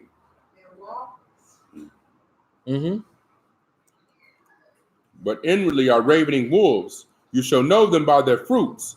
Do men gather grapes of thorns or figs of thistles? Even so, every good tree brings forth good fruit, but a corrupt tree brings forth evil fruit. So the minute that he said that they wouldn't die, he showed them the fruit. They should have known they got away from him and got him up out of there. But he planted pride into Eve, and she thought she can be like YAH and be her own mighty one, her own power. So she can get one up on Adam, and she can be in rulership over him. But that's why he says, but he shall rule over you. Go back to Genesis 3, where we was at.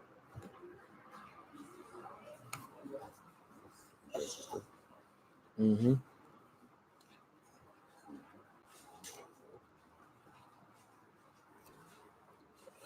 think we was at 17 somewhere.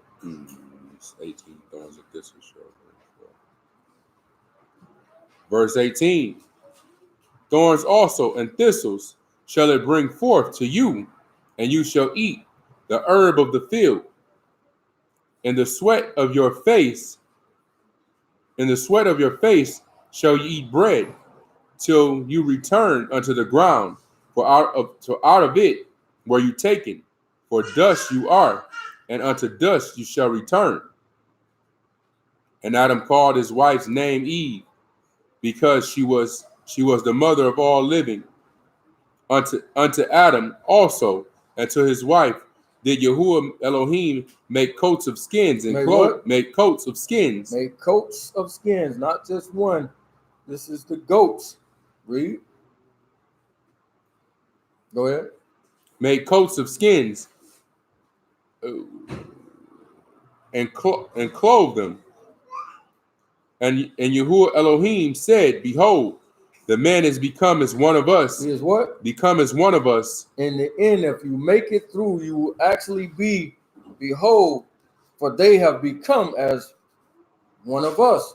If you make it through, you will be like him. Read. Behold, the man has become as one of us, to know good and evil. And now, lest he put forth his hand and take also of the tree of life and eat and live forever. So at the end, if you make it through, you will be able to take from the tree of life and eat and live forever. Read. Therefore, Yahuwah Elohim sent him forth from the Garden of Eden. So at the end, we're going to be trying to get in the Garden of Eden, because we're going to stop sinning. Read. And so therefore Yahuwah Elohim sent him forth from the Garden of Eden to till the ground from whence he was taken. So he drove out the man and placed at the east of the Garden of Eden cherubim and a flaming sword which turned every way to keep the way of the tree of life. So at the end, instead of driving you out, he will welcome you in. The cherubims won't be there to block you. They will allow you to come in. So with that, we say shalom. No. Got any questions or comments? Anything to add? What you got, brother? In John 10, he said that the Father had given him commandment to lay it down on faith. Was he literally saying the Father gave him the commandment to take the kingdom right there if he wanted to, or what was he saying? No. Let's go there.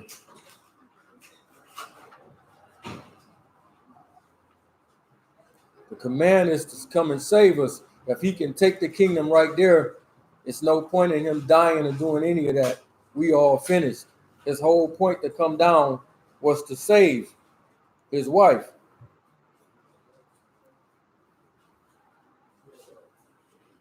That's John 10.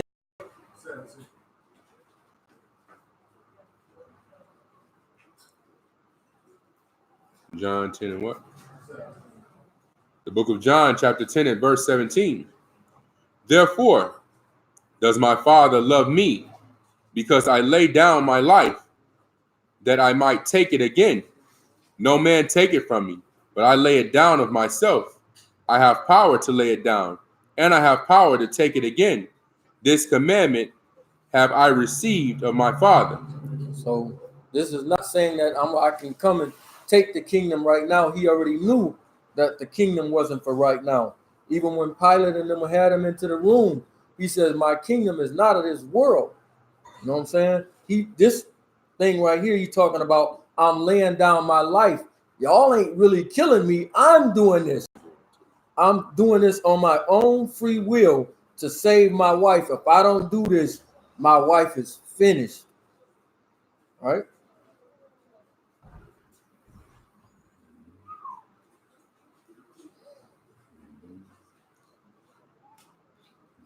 He said that I might take it again. To his life. Turn to his life. Yeah, to his life, meaning when he resurrects. Absolutely. Glorify me, Father, before the world began.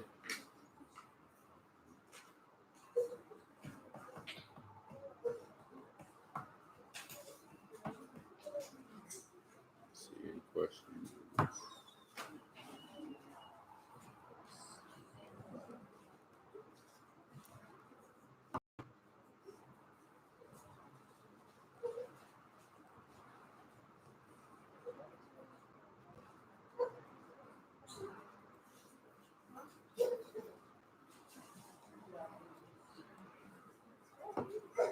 No questions? Nothing else? Nothing in the chat? Let me just double check. Look at Trav giving up my joints, man. Took your jewels. I'm like, how does she know that? Is it any Impossible. Impossible.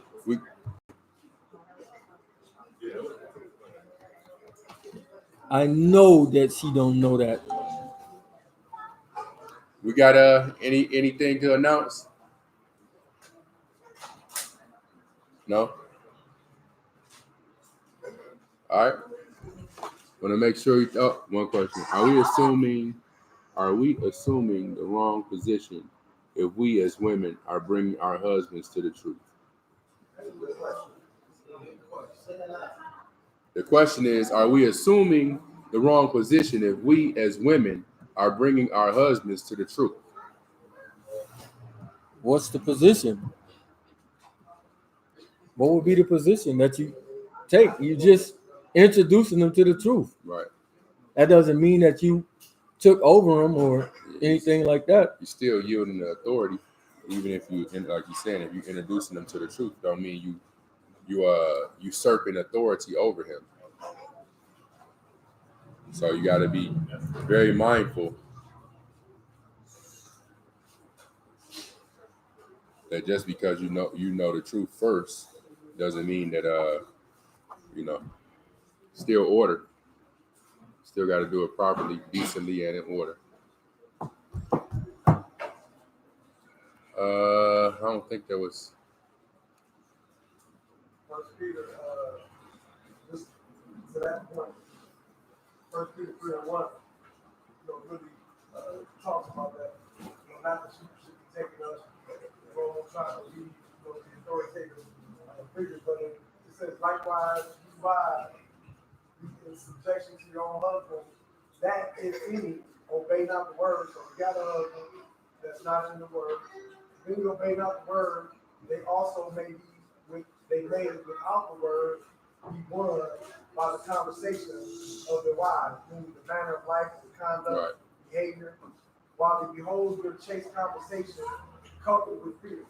So basically, just you living it out in front of them would be the seed that's planted that would give the Most High something to work with in your husband. But if you're supposed to be, call yourself a virtuous woman, but you're always on his head, a brawler, contentious, and saying, I'm just trying to get him to do right, but you just beat him up, you know what I'm saying? That's not going to be But you're doing the way to get the response. You vexing them like Delilah. Add first. Go ahead. Oh, so wait, that's just real. So this the 1 Peter chapter 3 verses 1 and 2 were given in to answer your question about the husband.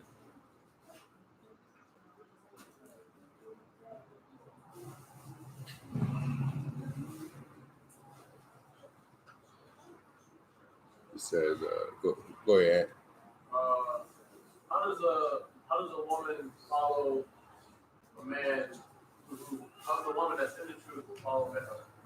How does a woman follow a man that's not in the truth?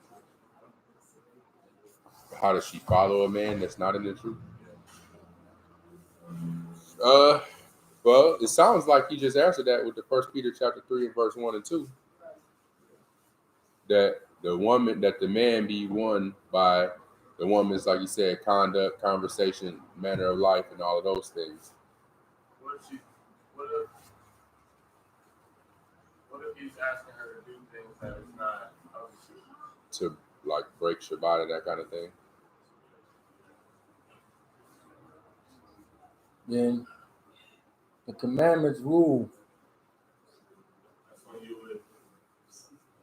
Absolutely. YAH rules. You can't put nobody before him. Let me give something for that.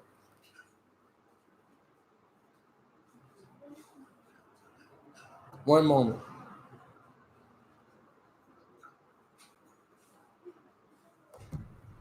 Go ahead, Yaron. Why you? What was you?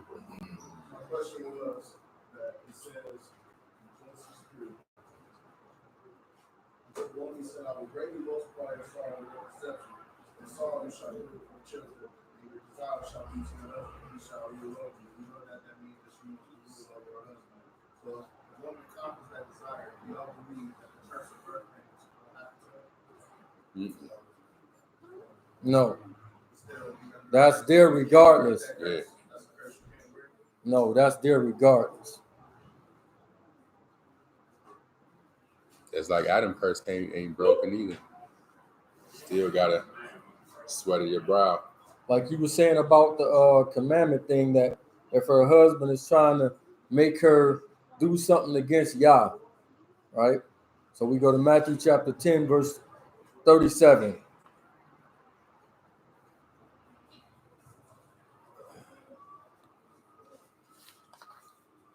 Matthew 10 and 37. Pick it up at verse 36. 36. And a man's foes shall be they of his own household. He that loves father or mother more than me is not worthy of me. And he that loves son or daughter more than me is not worthy of me. So if you put anybody in front of him, he letting you know you ain't worthy of me. So if that husband is trying to get her to do something opposite of him, you better choose him.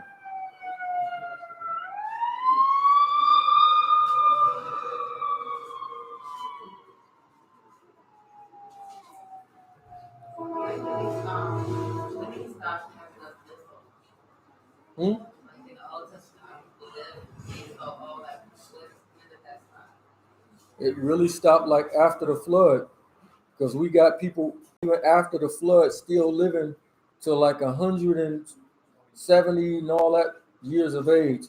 So really at like after Moses. You know what I'm saying? Moses still lived to be 120. After that, his study was dwindling down and dwindling down. So it's like the further they got away from the tree, the life span started going down. There's no like book chapter verse where he says that he's gonna cut the life short. 7 years. Yeah, that's it. Yeah. I mean, again, because people live more than that now. Yeah.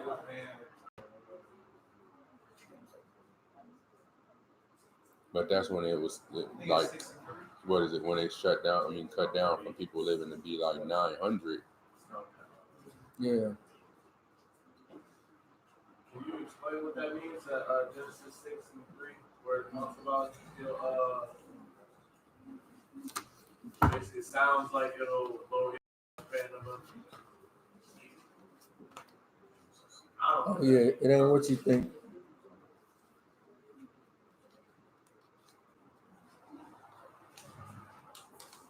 So Genesis 6:3 says, and Yahuwah said, my spirit shall not always strive with man, for that he also is flesh, yet his days shall be 120 years. Right? So can't be saying that. So as we look right here and we see this.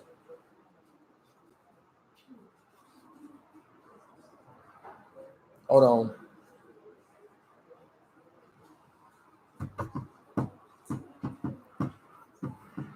This is way after this.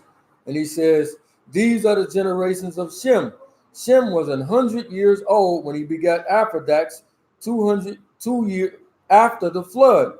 And Shem lived and he begat Aphrodites 500 years and begot sons and daughters. So right here, he 500.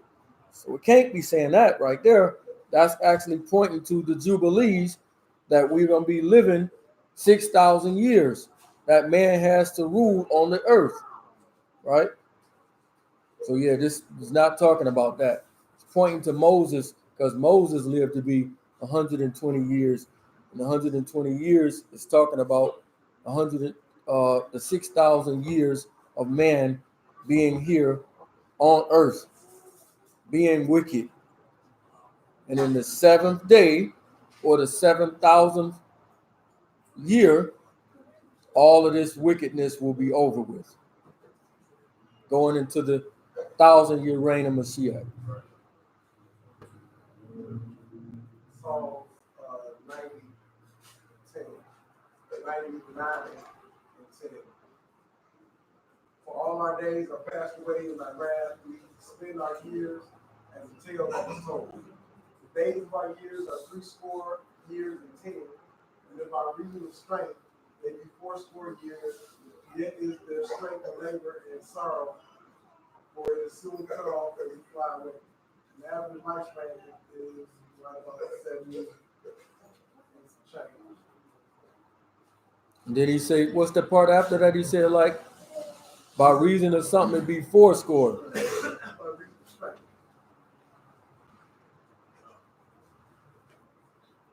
So definitely ain't What was that nobody song? doing it. What? So that's Psalm 90, verse 9 and 10. Psalms 90 and 9 and 10.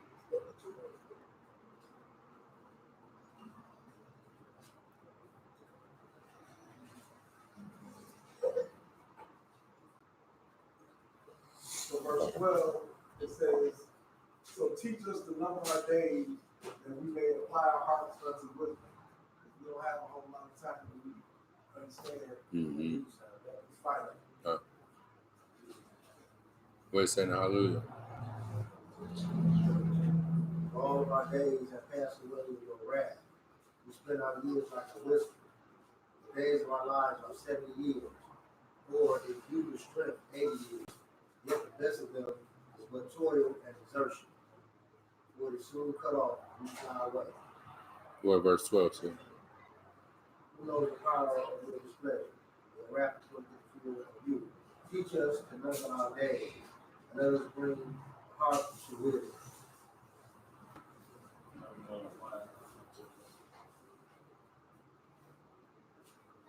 Somebody asked, Are you saying we're close to the seventh seal?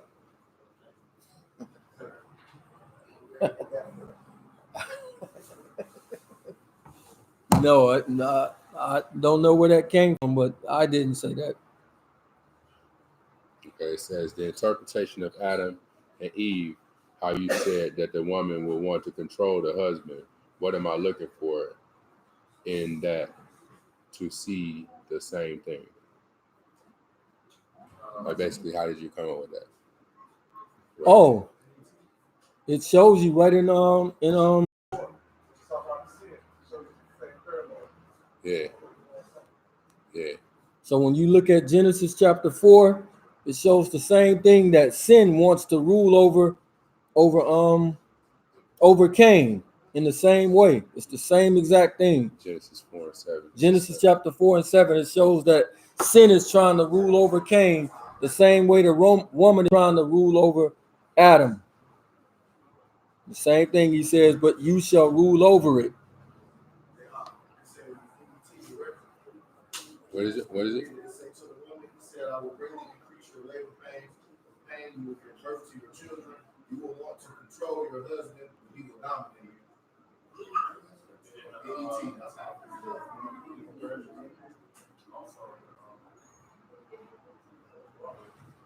That's very wrong. The BBE actually says that you'll turn from your husband. Like,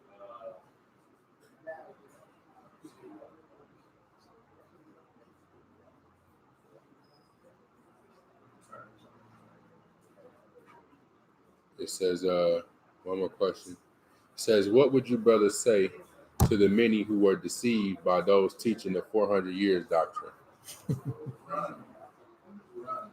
You got to stop listening to these people that's telling you, that's trying to put dates and times on stuff when the scriptures clearly say that we don't know, and they misapplying scriptures.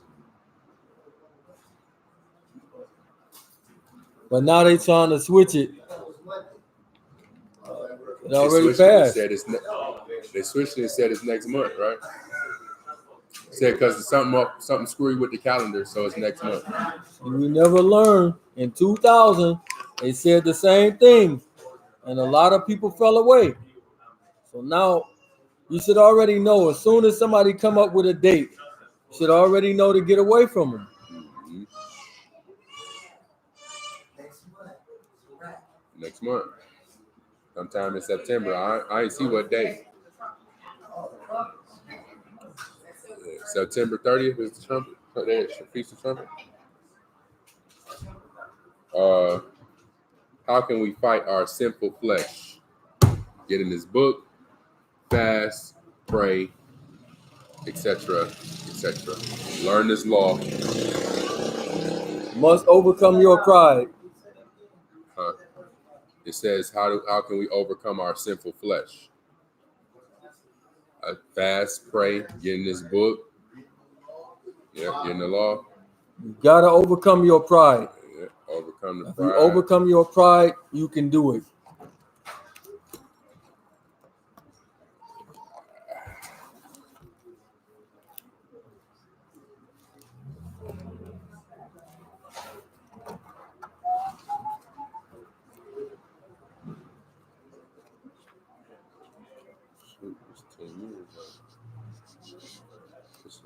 So I know I had mentioned this on the message, but just to announce it, and then for the people that's watching, the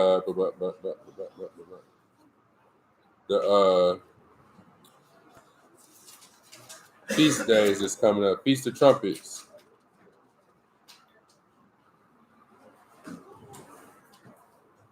We have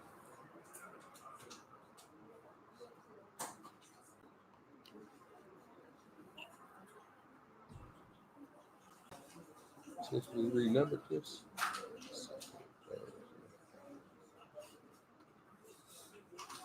September the 29th.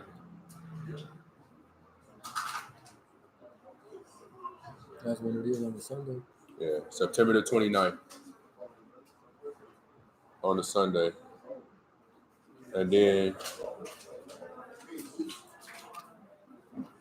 Day of Atonement. Day of Atonement, October the 7th to October the 8th. Y'all pay attention to this so don't nobody be asking questions later. September the 29th for the Feast of Trumpets. October the 7th to 8th for the Day of Atonement. And October the 13th for the Feast of Tabernacles. 13th through the 20th.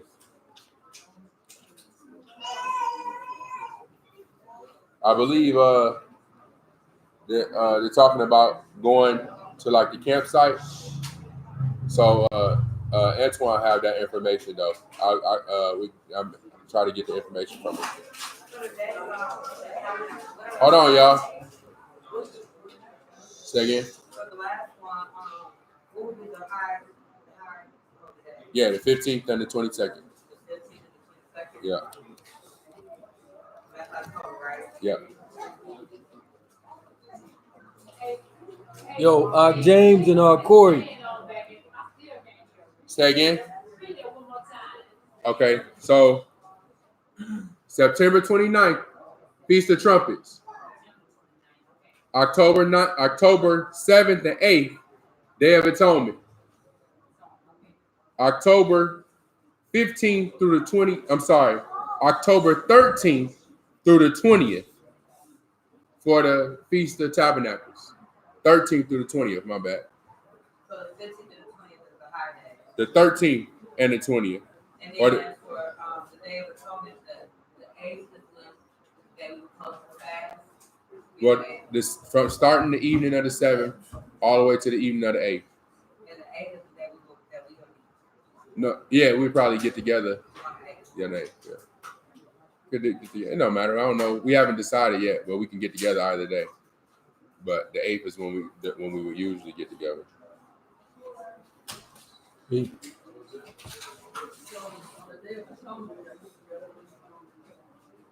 said, what do we normally do? Like have a lesson. We have service and have a lesson. Normally, and then when the sun go down is when we eat after that. That's what we normally do.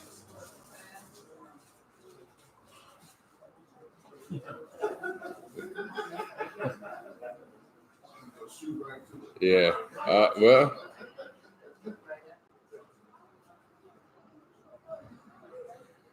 There are some that do and some that don't. I'll say that. Do as your head has instructed you. Good answer.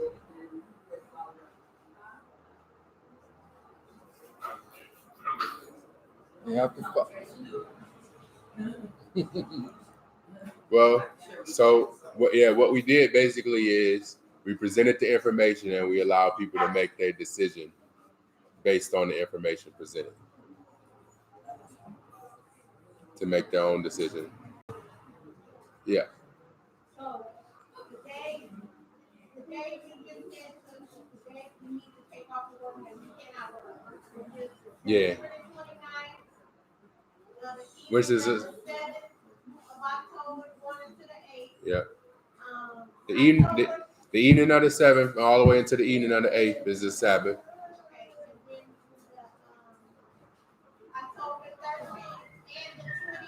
Yeah. Just those 2 days.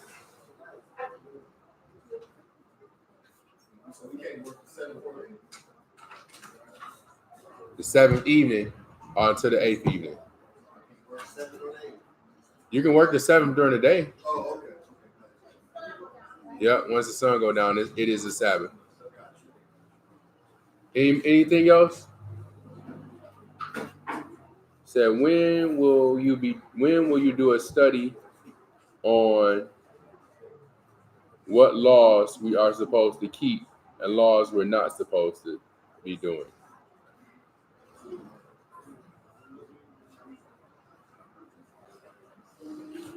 I think we kind of do that every week. Okay? Yeah. I don't know. I'm not sure what specifically Mac Rock, which laws, like We actually have who make this document, Monica?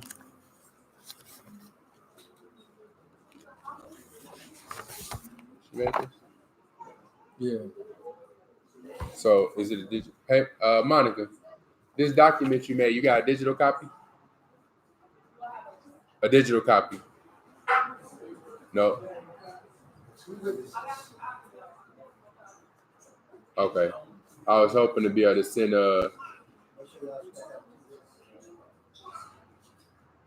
What did it say? Say again? What you say? Scratch out the 2 witnesses on the paper. The 2 witnesses on this paper.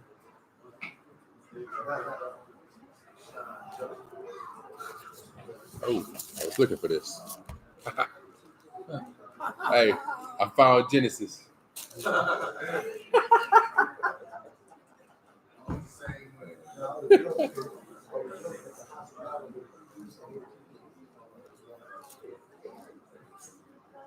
I got another who been texting me the last couple of days, talking about he knocked.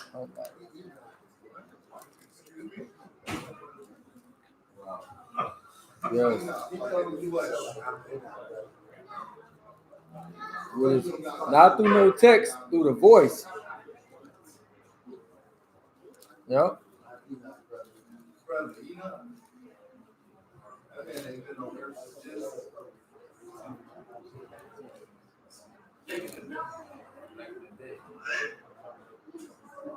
All right, that's it. Anything else? Sure.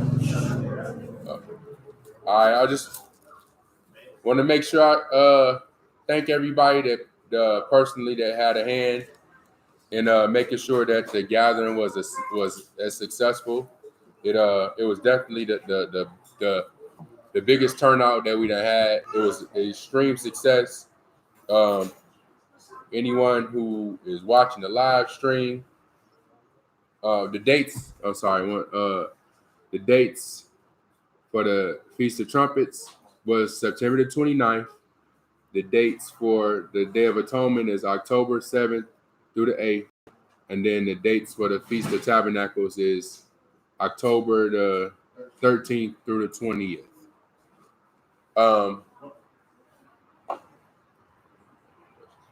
Yeah, you can send the questions to the email. If you want to donate, you can donate to the PayPal. It's #chosen seed, the number 1. You can send the PayPal as well. chosen.seed, the number 1 at gmail.com. Like and subscribe to the YouTube channel and all that good stuff. But yeah, just wanted to thank everybody that made the gathering a success. It was the best turnout we had. It took a group effort. It was beautiful, man. I had a great time. You know, I haven't heard anything negative. I haven't heard anyone say anything negative other than like there was a little discrepancy with the room. And there was some people on YouTube kind of hating on the concert. But you know, I guess they would have to have been there. But I thought it was beautiful. Yeah, it was a been there type moment. Corey and James, we didn't do the Bible study, brother. Nobody showed up, so that's why. So. What is that? You said you showed up? Yeah, kept it moving. All right. Anything else?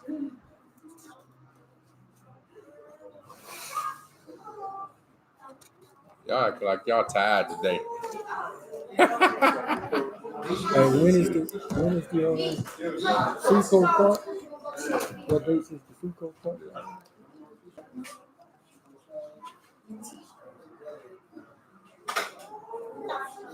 Both is on Sundays. Yeah. Perfect. Yeah. First day and the 8th day, right? Yes, sir. I'm down with that. All right, let's pray out, y'all.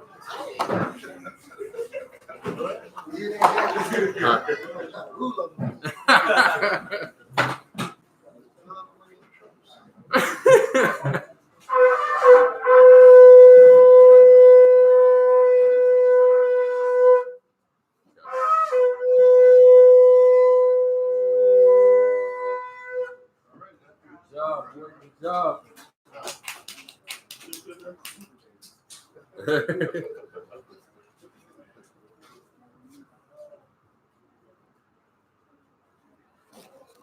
Father Yah, we stand before you, Father, thanking you, Father, for the word that is going forth. We pray and ask, Father, it would fall on the good grounds of our hearts, Father, that it would grow into something mighty for the upbuilding and the uplifting of your kingdom, Father.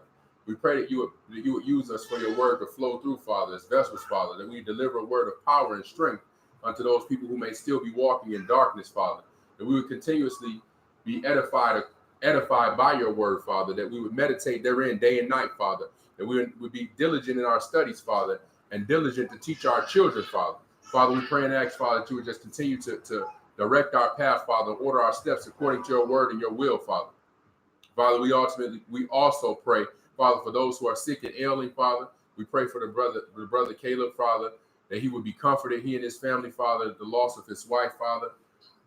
We pray for a little brother Shiloh, Father, that you would heal him, Father, and restore his strength, Father. Give the physicians the knowledge and understanding of what may be ailing him, Father. Father, we pray for the whole family, everybody who would watch the live stream, everybody who is here and present and accounted for, Father, that you would just continue to be with us, Father, on a daily basis, Father. As we walk with you, that you would walk close with us, Father. That your Ruach would be with us, Father, bringing all things into remembrance, Father, that we would be ever present to keep you first and keep our minds focused and steadfast on the kingdom. Father, all these things we pray and we give thanks. Bashem Yehovah, Benkaya, Hoshua, Hamashiach, or HaKodesh, so be it. Avinu Shabbat Shemayim, Ti Kadosh, Shem Ka, Tabo, Malkut Ka, Ye'aseh, Ratzon Ka, Ba'aretz, Ka'asher, Na'asha, Ba'Shemayim, Tein Lanu, Hayom, Likim, Hikanu, Uzlat, Lanu, 8, Ashmatenu, Ka'asher, Sokim, Anaknu, La'asher, Ashmu, Lanu, Wa'al, Tabinu, Lede, Masa, Ki, In, Hasulanu, Min, Ra, Ki, Laka, Hamam Laka, Wahagibora, Wa'atifare, Lome, Ulami, so be it. So be it.